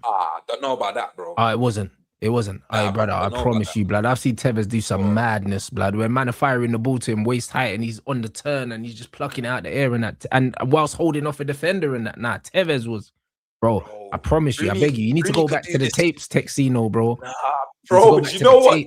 You're done this unseasoned thing. They don't even have salt and pepper on the thing. Bro. He's got salt and pepper, bro. Garlic, herbs. You need to go back to the tapes, man. You need to go back to the tapes. Tevez's tech was crazy. No, I'll check, bro. I'll crazy. Check. Do you know what I'm saying? Why is this thing different? This is why he's. I think it's because he's English, bro. I'll be honest. Like, honestly, because I rate Suarez, bro. I hear that, but again, Suarez played in England, bro. I just think that when players play in the Premier League, because of how other players talk about them, because of how the commentators talk about them and stuff like that, I feel like certain players just get pushed ahead and certain players just don't get the recognition, innit? And Tevez was kind of like, even with the way he came to England was shady, blood. Man was in a hotel room, then he ended up at West Ham. You know them ones. And then he was at Man United. Then it was all like, we don't want to pay the agent's fee. Then he ended up at City. Like, it was all booky, innit? So because the whole thing was booky, like, man wasn't really getting the respect. But he was mashing works on the pitch. But West Ham, he mashed works. But Man United, he mashed works. Then he went to City and mashed works, blood. No, but you know he is chaos behind. But he might be chaos, but bro, look what he won with us. Look what Tevez won with us and then went to City to win, bro. And he kept West Ham up as well, bro. Tevez was living a movie, blood. Saved one team from relegation, went to a next team, done the Mazzoline, and then went to a next team and, bro, we're done the Mazzoline, bro. Do you know what I'm saying? Like, he's a bad boy. But like, whoa, he done the Mazzoline. So we're saying he's better than Rooney then? No, but I'm saying, I believed, like, just from a technical standpoint, at the time, he was the better player. I'm not saying he's had a better career or anything like that, but just in terms of pure tech, bro, Tevez, to me, Tevez was just better. Brother, this guy ain't scoring halfway line goals for fun. Man, I hear all of that, but bro, I swear, and I've seen him do it first time coming back to. I really think different, bro. Really think different. Bro, I'll be real. Rooney would definitely, was the better ball striker, but that's only one aspect of football, blood. You know what I'm saying? Like, for me, Tevez had everything else. Huh? I think he's got a better first touch as well, bro. Bro, look at the Tevez tapes. You need to roll the tapes, bro. I swear down. They roll the tapes. I don't know no Englishman that's got a better first touch than any of these South American Donnies, or apart from Ugarte. You know them one. These Englishmen ain't got first touches, man. I'm not hearing it. For Suarez, these Englishmen ain't got first touches, bro. I'll be honest. What Suarez does? Them man are stiff, bro. You know them. Suarez does. Does Suarez have a good first touch? Bro, it's debatable. Broski, I'll be real. These Englishmen ain't got first touches like that, bro. I mean, this guy chased his first touch. I'll be real. They ain't got first bro. touches like that, bro. Like first touch is not something man are gonna debate on. Like, see, Wharton and Foden are different in it because they're the new gen. We're not talking about them. Them man there grew up, yeah. Like you get me. They grew up different in it. Like Phil Foden, bro. This bro gets night ticks in his hair, blood. Like he's man them in it. You know them ones like. So Phil Foden's different in it. Like he grew up on the road with the juggers, bro, and the shooters, blood. Phil Foden's outside, so Phil Foden's different. You get me? So Phil Foden don't really count. Do you know what I'm saying? Like Scholes and that man was in Oldham and that. Think Suarez were out here, bro? They call him El Pisto, you know. I hear it, but bro, we're talking about the six studs era of football. Them white man never had no first touch. The six studs era, bro. Nah. Brother, what are you talking about? Six studs and that. Them man weren't on nothing, bro. Like, I'll be real. Rooney was still in the six stud era before they started mixing the modes and the studs and that, bro. Lamps had a good first touch as well. Bro, it was all right, but it's like you had to give him the ball nicely, though. You know them ones there, like certain man, bro. It don't matter how you give it to them, they're killing it. You know them ones, like they're killing it, bro. Like when I'm talking about proper first touches, like for me. Like having a good first touch, is not impressive. You have to have a top first touch because you're a professional footballer. But having a first touch as a professional footballer is basic, bro. Like that's your entry requirement, in my opinion. If you don't have a good first touch, you shouldn't even be a pro. So when I'm thinking of first touches, I'm thinking of top players. You know what I'm saying? I'm thinking of, hold on, like this guy's got the ball under manners, blood. Boom. As soon as you pass the ball to man, the ball's they're not even looking at the ball because they know that's taken care of. You know them, man? Them man are looking around the pitch, bro, because they know this is just taken care of. When I think a lot of these English ballers, bruv, it's struck, bro. The reason why a man rated Rio so high is because he could control a football, blood, and other centre-backs couldn't. Yeah, no, facts. Sol Campbell, bruv, he had 2 left feet, blood. You pass Sol Campbell. This is why I don't believe half of the things he says, you know. I'm not gonna lie, man. Because you can't be the first technician as the English centre back. Bruv, he was the only English centre back that could receive the ball, step out from the back, and take players on, bro. This guy was the Rolls Royce, blood. Like he was the Nesta of England, blood. And this is why Sol Campbell never had no feet, blood. You play the balls to Sol Campbell, just hoofing it, rather than pointing and pushing the line forward and winning headers. Sol Campbell, he reminds me of those man, You know when you used to play like school or cage football? And them man who dribble, you're scared to tackle them because they're gonna hurt you. You just get bulldozed. They're gonna hurt you. Step on your toes, elbows. Sol Campbell, was the Lionel Messi of Titus Brambles, blood. That's what he was. That's what he was. Do you know what I mean? It was only Ledley and Rio that would you get me? Could dribble, could pass, could do everything. John Terry was brave one-headers and that, and he could pass with both feet as well. But JT wasn't stepping out like Rio and Ledley, bro. He wasn't doing that. Do you know what I'm saying? Sol Campbell was just all action, bro. Do you know what I mean? And no tech, fam. Do you know what I'm saying? So it's one of them ones where a lot of these English man, they man never had tech like that, bro. You know, bro, look at Scholesy. Scholesy was finessing in the Nikes and that. Lampard and Gerrard had them big, clumsy predators, blood. And you can't dribble in those. You know that? I'll be real. Paul Pogba is the only player that could dribble in predators, blood. Everyone else just looking clumsy. Predators are not dribbling boots, blood. Allow Lamps though. How many dribblers do you know that were predators? Be honest. Yeah, bro. I started off wearing Preds and then I never wore Preds again in my life. Bro, it's Zidane and Pogba only. Yeah, but bro, what I'm saying to you is like, Lau Lamps' thing, because he showed love to the other little Adidas things. Them things were predators, bro. Them things were like slippers and that, bro. I don't.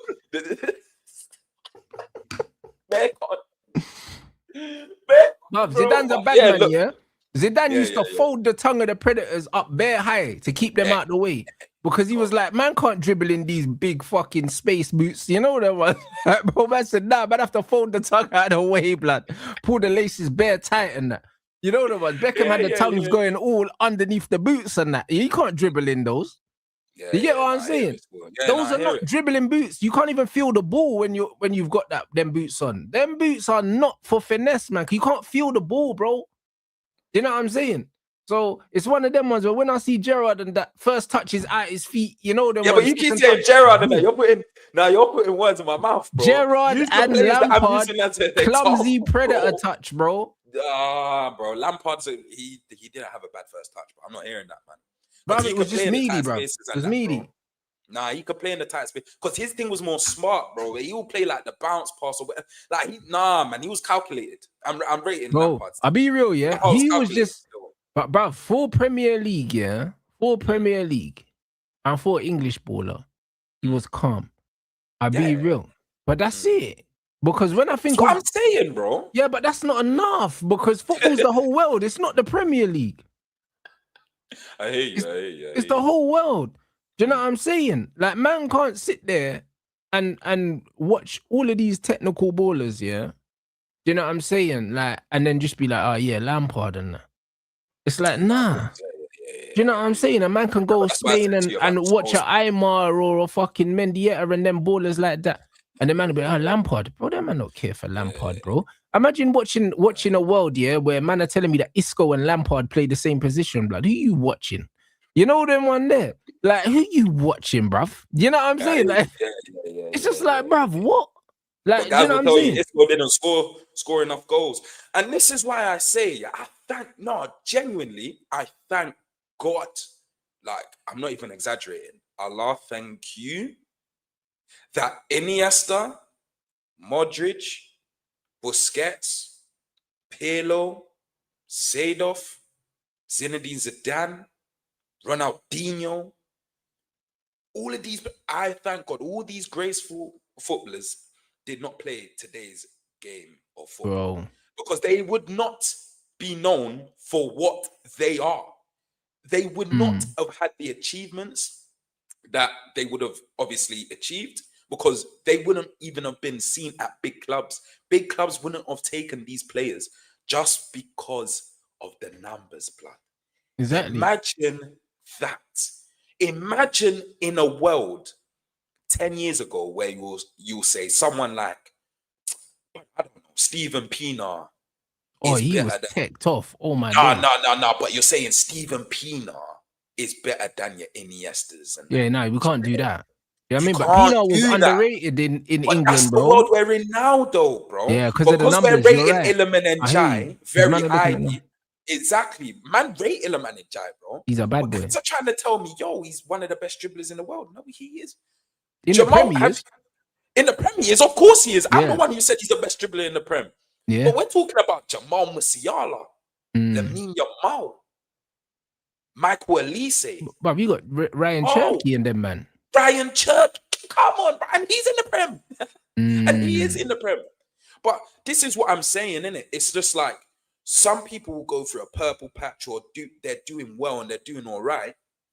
And because, for example, Iliman Ndiaye's best ability is his dribbling. It is. And the way he manipulates the football, it's like, all right, he's the best in the world now. No, guys, we need to stop doing this. No, but they did the same thing with Desiree Doué, blood. Do you know what I mean? They see him doing the FIFA 5-star skills here, and they were like, yeah, blood, like, yeah, I mean, he's gonna be Ballon d'Or and that, bro. This guy, man, just spamming skills, blood. But what else? There's more to the game, like. Do you know what I'm saying? That's all he's got, like. Yeah, no, facts. Do you know what I'm saying? So again, bro, it's one of them ones where, bro, there has to be a level of understanding. You know what I mean? In the game, man. I just feel like in the Premier League, it's so easy to overrate players because a lot of men don't watch players outside. And then even when you look at other leagues, bro, and you look at what's his name at Juventus, the Turkish youth. Yildiz, yeah. Baller. You know them ones there. Like there's barely these ballers out there, bro. But we're so quick here to be like, oh, because man played in England, you're just that. Like, no, bro. Like, there's ballers everywhere. Like, everywhere. And there's ballers everywhere that are better than the ballers here, bro. They just don't want to play this shin, kick, and run football, blah. That's what I'm saying. You remember, man, what's his name? What's that brother's name? And he scored that graceful, elegant goal at Molyneux. And he played for Bolton, man. Elmander. Oh, yeah, Elmander. Elmander were playing today. Blood. Yeah. See, if these guys were playing today, bro, nearly 100 million. This is what I'm saying. You see Nearly these 100 million. strikers that That's man grew ish. up on, they'll terrorize this league now. Oh yeah, facts. Your QB and that, Bruv, you creepy, bruv. Even fucking like Rocky Santa Cruz and them man, yeah, bro. He got to move to Man City after mashing works at Blackburn. You know them ones. You know how good you have to be to mash works at Blackburn. This is what I'm trying to say. That team was fake though. Bruv, but this is what I'm trying to say to you. So when we talk about technical players, yeah, and then man had like 2 guy and all these other man, bro. Like, bruv, man saw JJ Okocha play in England, yeah. That's why that man don't want to hear nothing. I saw JJ Okocha twist up Roy Keane, blood. You know them ones there. Mash up Roy Keane. Had man, bruv, ankle ligaments gone, bro. You know what I mean? He needed couldn't hang with Okocha. Ankle insurance, bro. Brother, mashed him up. Yeah. You get what I'm saying? So it's like, we rate all of these players bare highly, yeah, because they never played against a lot of man, yeah, that would have bodied them. The only time they played them was in the Champions League. We never had to see these man every week. We never had to see these man every week, bro. Like, man talk about all-time centre-backs and that. Man are talking about Virgil van Dijk and all these other things, bro. Them man never saw Lucio play and all these other men. You know what I mean? They never had to deal with these, man. Lucio was stepping out from the back and doing madness. They talk about VVD, all-time greats. I thought that was they said all-time greats in the Prem. Yeah. But how can he be all-time Prem greats? But how can he be all-time Prem greats, though? No, like, no how? Chance. No chance. Didn't Nemanja Vidic win, like, Premier League Player of the Year twice? Well, exactly. 2009 and 2011. Well, exactly. As a defender, bro. But they're saying that about he's all-time. Cristiano Ronaldo was in that league as well. We're talking about Van Persie, Didier Drogba, Frank Lampard, all of these top ballers, the superstars. Yeah, Vidic was the one winning the accolades, blood.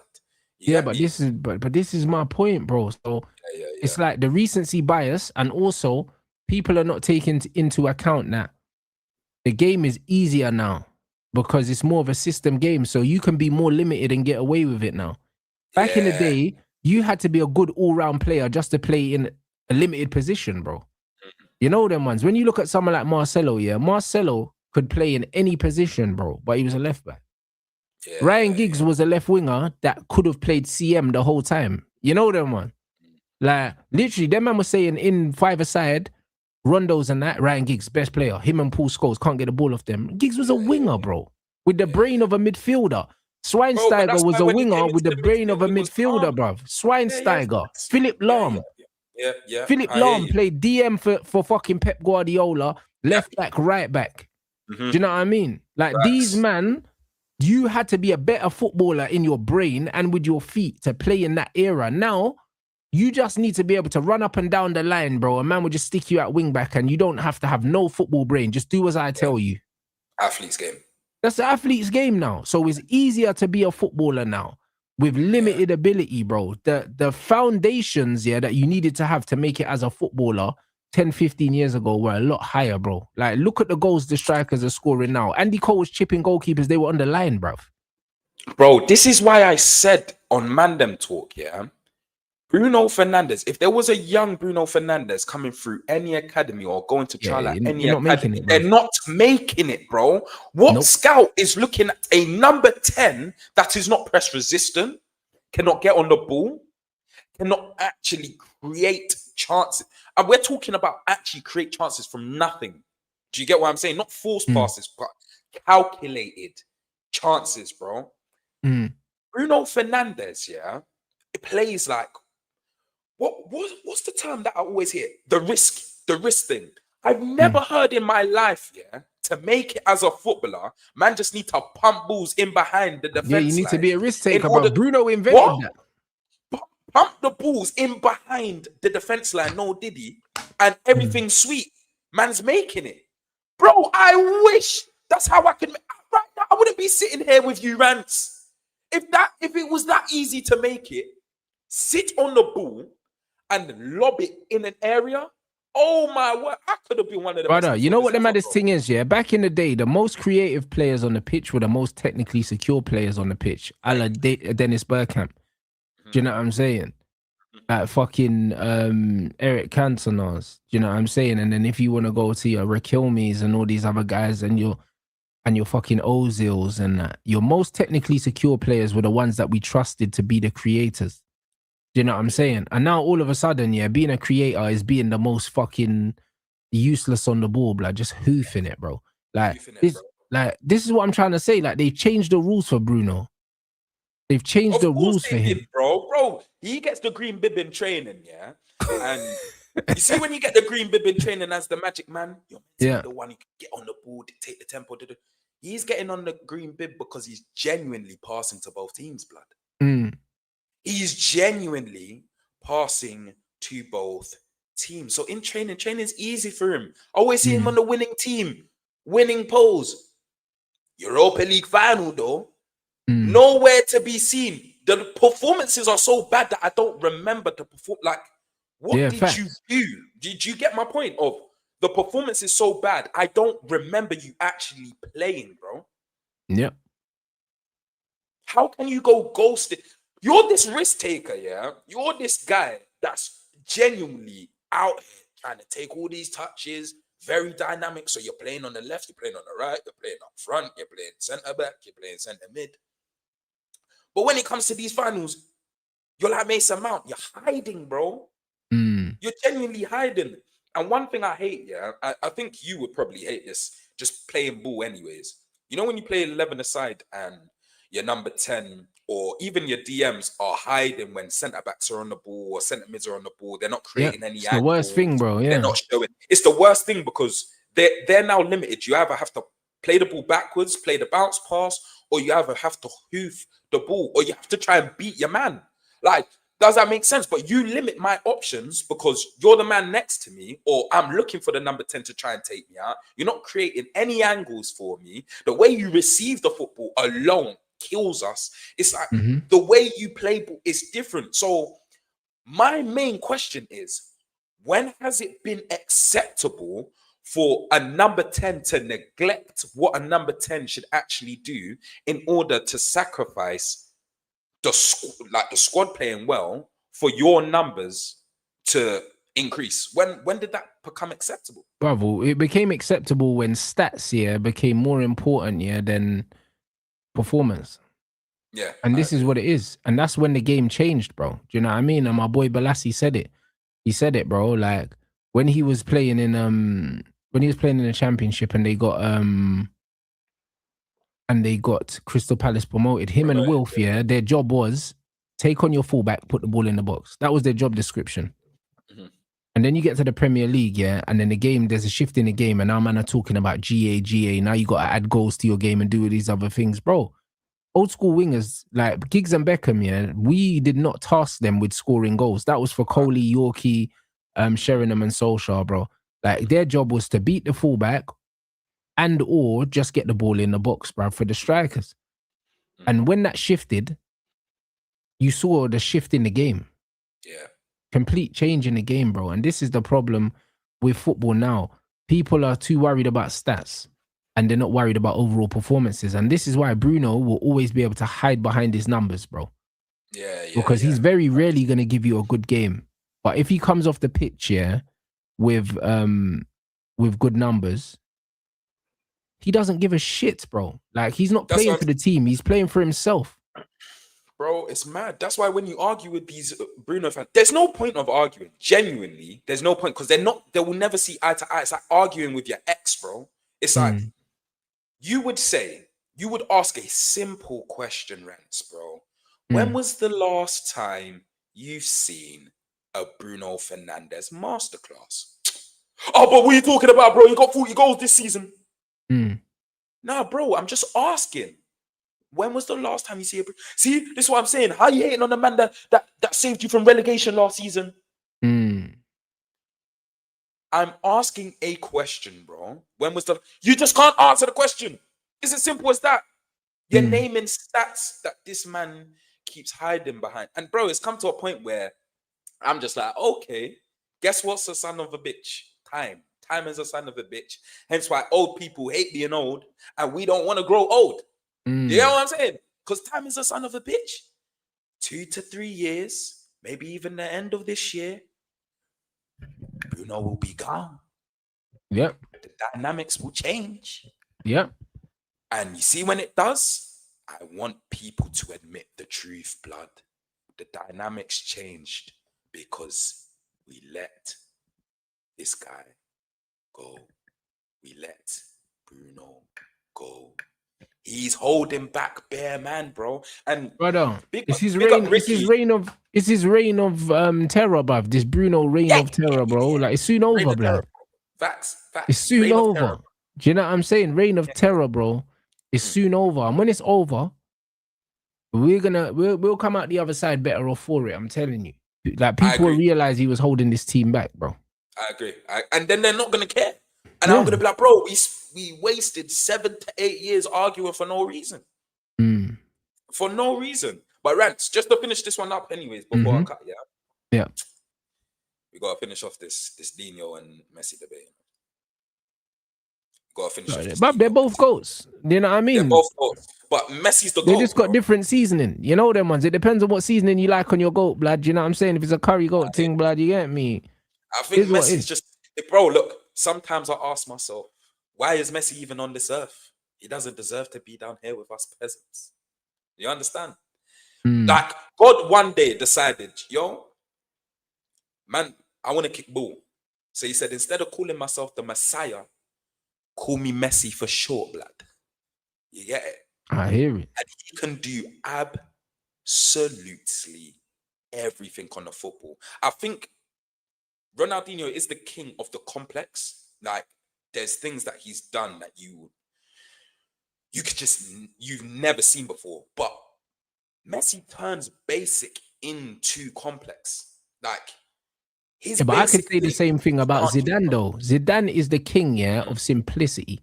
You know them one. Like, everything Zidane does, like, in theory should be simple, but it just looks so elegant. You know them ones. The way he brings the ball down, the Cruyff turn. He makes the Cruyff turn look like it's some fucking complicated skill when it's like one of the first skills you learn in football.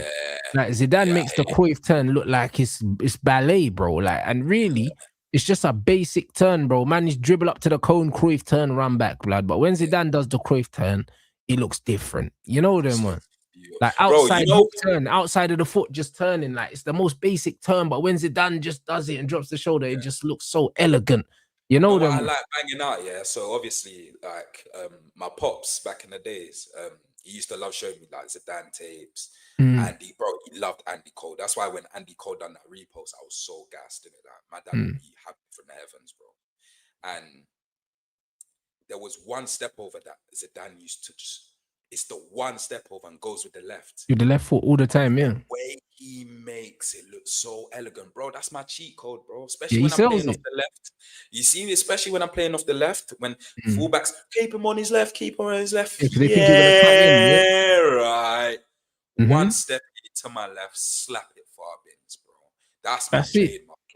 But it's the way he just makes one step over look like martial art, bro. But it's different. Poetic martial art. It's Picasso, bro. But this is what I'm saying. So I think there's beauty and simplicity in it, and Zidane is Zidane for me is that, like, do you know what I'm saying? And it's crazy. Messi's thing is, the one thing I say about Messi and Ronaldinho is like they're players that you can't really replicate. Do you know what I mean? And to a certain level, it's like it's the same as Zidane. Like the closest player I've seen to Zidane is Paul Pogba. You know what I'm saying? But Paul Pogba's got different elements to his game that Zidane never had. Do you know what I'm saying? It's the athleticism. Do you know what I'm saying? And it's just one of them ones where it's like, but Pogba's the closest thing.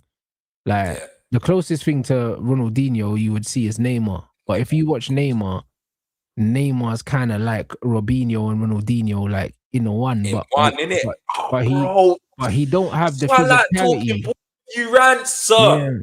I've said this. He's like both of them, but he doesn't have the physicality of Ronaldinho. Ronaldinho was a tank, bro. Like you couldn't move him, bro. But I've been saying this for probably like the last 10 years, but people don't want to respect me. But one thing about my Dino and Neymar thing is the reason why I've kept changing opinion over years, is because, don't get it twisted, I think Ronaldinho's ball control compared to Neymar's is unmatched. But I just think Neymar is more creative. Like he's much more innovative, bro. He would just make up a skill on the spot, like genuinely, man fake shot a header. I see him fake shot a header the other day. Who even thinks of this, bro? The way he rainbow flicks is not a normal rainbow flick, bro. It's like a hop. It's like everything he does is so unique. It's like, wow. But how can you be so efficient while enjoying the games? It's like, it makes no sense to me. How can you be that efficient and enjoy it? How can you still win games for God knows how long as well? Because they're talking about the prince who never became king. I believe that because he hasn't got the Ballon d'Or. He's been the king, though. You know them ones. Man, just disrespecting the thing. He's being the king because, bro, not anyone can emulate what he does. Obviously, Messi has his own style, but no one can emulate what Neymar does, bro. No one can. But the thing is, like, it's one of them ones where if you had the same build as Messi and the same balance and agility, you could try in it. But Neymar's thing is just like, bro, I'll be honest. Neymar's thing is like, I always say it, bro. Like Ronaldinho's Michael Jackson and Neymar's Chris Brown, innit? It's like you don't get one without the other. You don't get one without the other. Do you know what I'm saying? Without Ronaldinho, you don't get Neymar. You just don't. Like Ronaldinho was the guy that let Neymar know that, yo, like, you can do this. You know, like that. Like, you can take what I've done and you can add your own thing to it. Do you know what I'm saying? And that's exactly what it is, bro. But it's like, you always have to give props to the one that came first, innit? Because that's how we do things. Do you know what I'm saying? And this is the reality. Like, without Ronaldinho, we don't get Neymar. It's facts, bro. We just don't get Neymar, bro. Do you know what I'm saying? So it's one of them ones where without R9, we probably wouldn't have got loads of other Brazilian players. Do you know what I'm saying?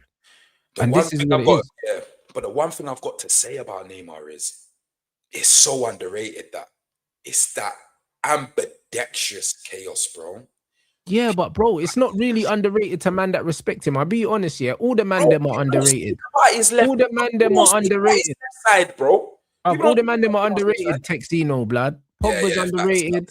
All the man them that do their thing are underrated because man don't want to give man our ratings, bro. Even Lukaku's underrated, blood, because there's a lot of these man, they disrespect Lukaku, but man are trying to talk up Gyökeres and that. Gyökeres is out here dying. Oh yeah, facts. No, facts. You know the man.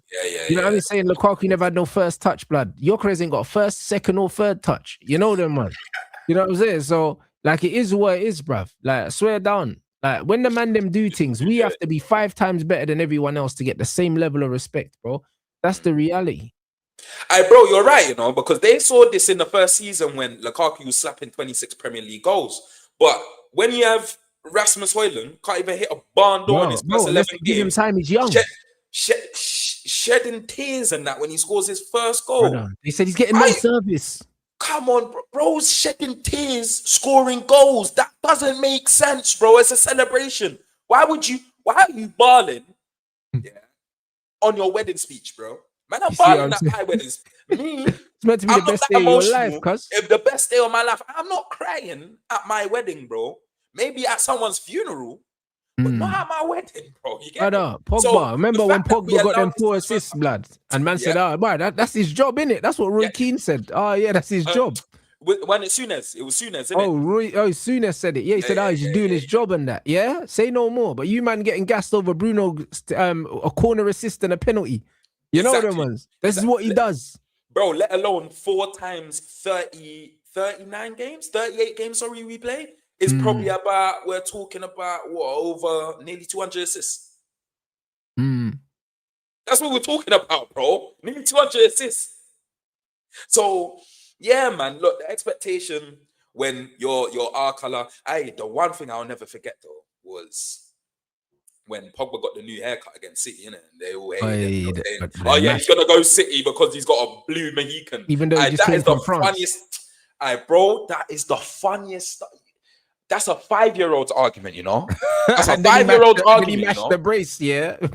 He smashed the brace. But then 2 weeks later, we go into international break. Phil Foden gets the little silver platinum thing. That's talking about the new coming of Paul Gascoigne and them, man. That's what they do. brother. They're all guilty of it, Haircut bro. was shocking. They're all Dead. guilty of it. Bro, our fan base went crazy here when Paul Pogba used to get his haircuts and dancing and that. Yeah. And then Man United Instagram posting Garnacho's trim and that. You know them ones. Like how dare you? Do you know what I'm saying? How dare you, bro? After them things there, bro. Like, and this is what I mean about the inconsistency in which the man them are covered. I'm telling you, there's bare ballers, yeah. Premier League. Yaya Toure don't get the respect he deserves, bro. He's top 3 Premier League midfielders of all time. He don't get the respect because he's a brother. Yaya Toure could do everything that all of you man's favorite Premier League midfielder could do. He could do it. I agree, bro. You know them one. Don't get the respect. You know them ones. Even like Moussa Dembele as well. Moussa Dembele is one of the best midfielders that's played in the Premier League. Couldn't get the ball off this youth. Couldn't get a ball off him, bro. Impossible, bruv. Man will put his foot on the ball, wait for you, blood, and just shrug you off, blood, and then just walk past you. You couldn't get the ball off him. There's bare man them that have played in the Prem and they don't get no acknowledgement, bro. Facts, man. They just don't get no acknowledgement, bro. Do you know what I mean? Man are always downplaying these guys.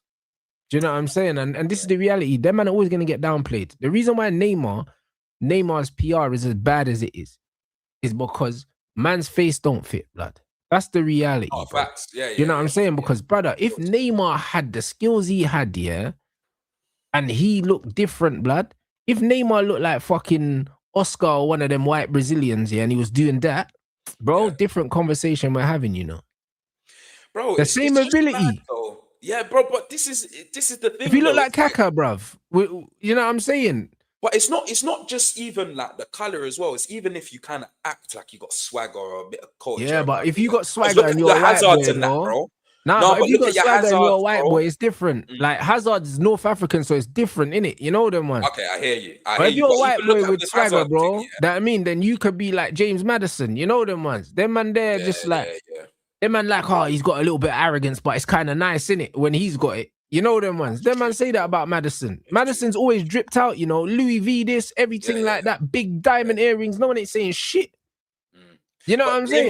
Neymar in 2014, Hazard in 2018, both of them single-handedly probably had the best individual performances in a World Cup. Just unfortunate circumstances happened to why they didn't get to the finals or whatever, blah, blah, blah. But people tell me about Harry Maguire's World Cup in 2018. And I'm thinking, bro, are you having me on? Bro. That's how I got to speak to my English. You having me on? You get what I'm saying? Because the thing is, bro, that's where I go down to the agenda side of things, innit? And I'm like, just see things for what it is. And I could appreciate because it's not all of them, bro. And I don't want to put everyone into one box or one category, blah, blah, blah. Because I will have conversations with certain English guys and they're like, bro, Pogba was a G, fam. I can't believe we done what we done. It was a joke. So I just feel sorry for the ones that, like, and bro, it's even our people as well, bro. Because my boy will tell me, yeah, my boy Tate, when you mentioned that Gerrard thing, my boy Tate, yeah, this guy loves Stevie G. And this guy's a left-footed baller, you know? Like, my guy Tate is a left-footed technical baller. And I'm like, bro, you see you guys, you man can kick ball, but because you're not as invested in the game, like, even when I'm talking ball with you, you don't even know a couple of things that are either up to date or certain players, blah, blah, blah. You would say, yeah, Stevie G was the coldest because of what you've heard and the moments. Yeah, but this is what I've been trying to tell you about everything. Bro. Like, even with the Rooney thing and all these man, yeah, you know what it is? Nah, the Rooney thing, I'm not hearing that, man. No, but bro, what I'm saying to you is, yeah, if you grew up in England, yeah? Yeah. If you grew up in England, man have been indoctrinated, yeah, subconsciously, and you don't know. But you see me, because I'm such a rebellious character anyway, yeah, I've always grown up saying, yeah, these men are all shit. So I've been able to see past the PR. Do you know what I'm saying? Because when man were trying to sell me these pie and mash ballers, I weren't trying to buy it. Do you know what I'm saying? I wasn't trying to buy it. I've never bought it, bro. And I've never had pie and mash either. And with no liquor. Nah, but you know what? I hear it, but it's like, because I'm naturally just mad rebellious. Like, anything you try and sell me, yeah, I don't want it. Because if I want it, I'll know I want it. You know, I'll ask you. You don't need to offer me nothing. So when these lot are trying to sell me Jude Bellingham, I said, no, thanks.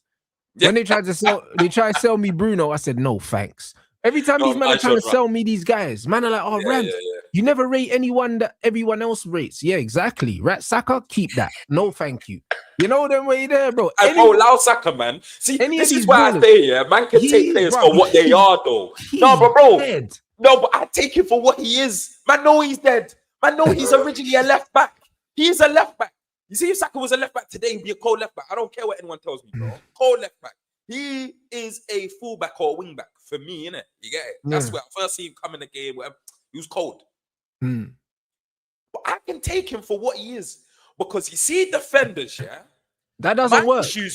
But my issues are with fullbacks and centre halves that allow these players to still cut in and whip them top bins. That's my issue, bro. Do you understand what I'm saying? So I can take these, man. I can't. What they are. You know why? You know why I can't? It's not about what they are. It's about what they tell you that they are, bro. Listen, I would drive a Golf, yeah, but don't tell me it's a Lamborghini. Do you understand what I'm saying? And this is the problem. Like, with Saka, it's a Golf, blood. A man are saying it's a Lambo. It's not a Lambo. And this is the problem. I don't have a problem with Golfs, but tell me I like the Golf, blood. But I like Golfs, and I'm telling you, I like the Golf, bro. But I do like a Golf, but if you went into a Lamborghini showroom and you saw a Golf there, you'd be like, what's that doing here? Yeah, nah, thanks. You wouldn't be like, oh, you know what? I like Golfs. Do you know what I'm saying? Because I like Golfs. But this is a Lamborghini showroom. Do you know what I'm saying? Allow Saka though, man. No, but it's true though. It's a Lamborghini showroom. So why is there Golf in here? This is my problem. So when we're talking about top ballers, you shouldn't be in the conversation because this is a Lamborghini showroom. Why is there Golf in here, bruv? Hey, mate, he's the best right winger in the league, though. You see what I mean? This crazy work. Yeah, but that's what they say, though, isn't it? Yeah, but they can say all that. Do you know what I'm saying? They can say what they want to say. My eyes have not deceived me yet. Do you know what I'm saying? Like, I see all these men for what they are. Hey, bro, he's an asset, man. Bruv, he is an asset, but he's not, bruv, he's not a Lambo. You get me? And this is the problem. He's not a Lambo. This guy is a cold left back. If they had him left back and Timber right back here, that's the African Wakanda fullbacks. You're not getting past them. He would be the fullback. He could go up there with. I forgot about Ashley Cole, but apart from Ashley Cole, he would be up there with like one of the greatest English left backs. Brother, as a left back, bro, I swear down, with his attacking output, because his crosses aren't amazing, but he's a volume crosser. Yeah, he's strong and he can get forward, bro, and he can protect the ball. Blood, as a left back, he'll be cold. But you can't tell me this is a fucking right winger, bro. It's hurting my eyes, bro, when I'm watching this. Like, what are we doing, bro? I mean, man grew up watching Iron Robin and Ryan Giggs, and you're going to try to sell me this? This is crazy. Wallahi, they've compared it to Robin, though, bro. It's nasty. See, you know, back in the day, yeah? But man used to go buy chocolates and that, yeah? 35p and that. Now when you go get a Snickers, they're like that big. Yeah. And they're like 60p. It's like, bro, like, where's the rest of the chocolate, blood? You know, it's like, bro, man used to pay 35p for a chocolate twice the size of that. Now it's 60p, yeah, and it's half the size, bro. Like, where's the rest of the chocolate, bro? Like, that, it's mad. Like, man was watching Damien Duff, bro. Wingers that used to take players on, even Harry Kewell and them, man. Better than Saka. Wait. Damien Duff's better than Saka? Bro, you don't remember Damien Duff? I do, bro. He's a gunman at Chelsea. Right. He's a gunman at Chelsea. Bro, he's a gunman at Chelsea. And he was such a gunman that he was actually sitting on the right. And Robin was sitting on the left. No, I get, bro, I hear you. I hear what you're saying, bro. Bro, I hear what you're saying. But I'm saying them two are the same sort of players, bro. Nah, because Damien Duff could actually dribble, blood. He could actually dribble. Saka's got the inside foot clumsy dribble, man. He's got the Wan-Bissaka dribble. That dribble. Carry thing. Yeah. Carrying. I call that carry dribbling, bro. You might as well put the ball in your hands. Horrible. Do you know what I'm saying? Like, that's not dribbling to me, bro. When I see Saka play, it's mad, innit? You know, bro. I'm just trying to give players benefit of the blind. But I'll be real, yeah. You know what I'm saying? Allow them, man. I can't lie. Run me to you at Newcastle, Jacob, bruv. Run me Jacob. What? If Murphy? Yeah, bruv. If man wants a winger that's gonna do just old school winger stuff, run me Jacob Murphy to run down the line. Spam crosses in, bro. I swear down. I'm against, yeah. Hey, bro, I'm against Brennan Johnson. Bro, yeah, bro. I'm against, yeah. I'm against acknowledging Saka as a winger, bro, because he don't do winger things, bro. It hurts my feelings. He don't do winger things. As much as Doku frustrates me, at least he takes his player on. You know them, man. Yeah. At least he does that. He don't take Saka don't take players on, bro. Like he don't do none of those things, bro. He just shields the ball like a number 9 and then falls over. Like. He's a young black king, bro. Man, gotta give him the bias. Bro, it's crazy. Shout him out for the misses and that. Obviously, you know what I mean. Saka supporting black businesses and that. You get me? I hear it. Supporting black businesses, man. That's my guy. You know what I'm saying? Man's keeping the money in the community and that. I hear bro, it. You done it, Pat, you bro. Nah, bro. I'm not hearing that, bro. I'm not hearing that, bro. Bro, he's kept the money in the community, man. Bro, you should have just left it from there, man. That's what I mean. It's important. He's a young black king, man. Bro, you get me, bro. You get me, bro. He's a young black king, bro. Oh, it's true, blood. You know what I mean? If she divorces, man, the money stays in the community. That's the most important thing, man. You get me? You know what I'm saying? You lot are sick. You lot, make sure that you put the link to Tex's channel, yeah, in the chat as well, man. Because when man's trying to put it in the title, it's not fucking letting me, blood. So real talk, man. Make sure that you lot subscribe to his channel, man. You know what I mean? You already know what time it is, bro. What you got planned anyway, content-wise, bro, for the rest of the week or whatever? Yeah, do you know what? 2026 is a big year for myself, obviously. Moved into my new apartment, innit? So, bro, we got just loads of motion right now, Rants and Rooney, man. Obviously, we got the TikTok at about nearly 120. I think it's on like 160. Jeez, man, say 120, you know. Yeah, bro, mental, man. I could grace Allah, innit? All graces to Allah. Come on, broski. And with the Instagram, it's on like 76k or something, nearly 77. And bro, that's just based off an idea, man. Just an idea, being myself. Putting a mic in front of myself. Started off with a tripod on the TV, then now just learned how to edit, etc. Mastering the craft, structuring the format a bit better, writing poems and shit now. Like, bro, I would have never thought big text is out here writing poems, bro. I'm better off writing bars, bro, talking about wearing a North Face jacket, running guys down or something. You know what I mean? But I hear it. Look, at the end of the day, it's all fun and jokes aside, man. Just grateful. And I think the next step for 2026 is the YouTube. I'm gonna start putting a couple things out there for like the weekend and stuff. But I got my setup coming, bro. You get me? Come on, G. I'm gonna try and make it look a bit different, more like podcasty, because I'm more with the cinematic vibe type of thing. I'm gonna try and be a bit different with like my sounds and things like that. Just see how it gets on, and just keep doing what I'm doing with the man them. And just there's plenty of different plans in it. Man could go through all that all day, bro. You get me? But what about yourself, man? Bro, I'm just the usual. Tomorrow it'll be the usual shows, and then obviously it's a busy weekend for boxing people. So obviously we've got the AJ fight, and we've also got the Misfits as well. So that's AJ fight will be early hours of Saturday morning.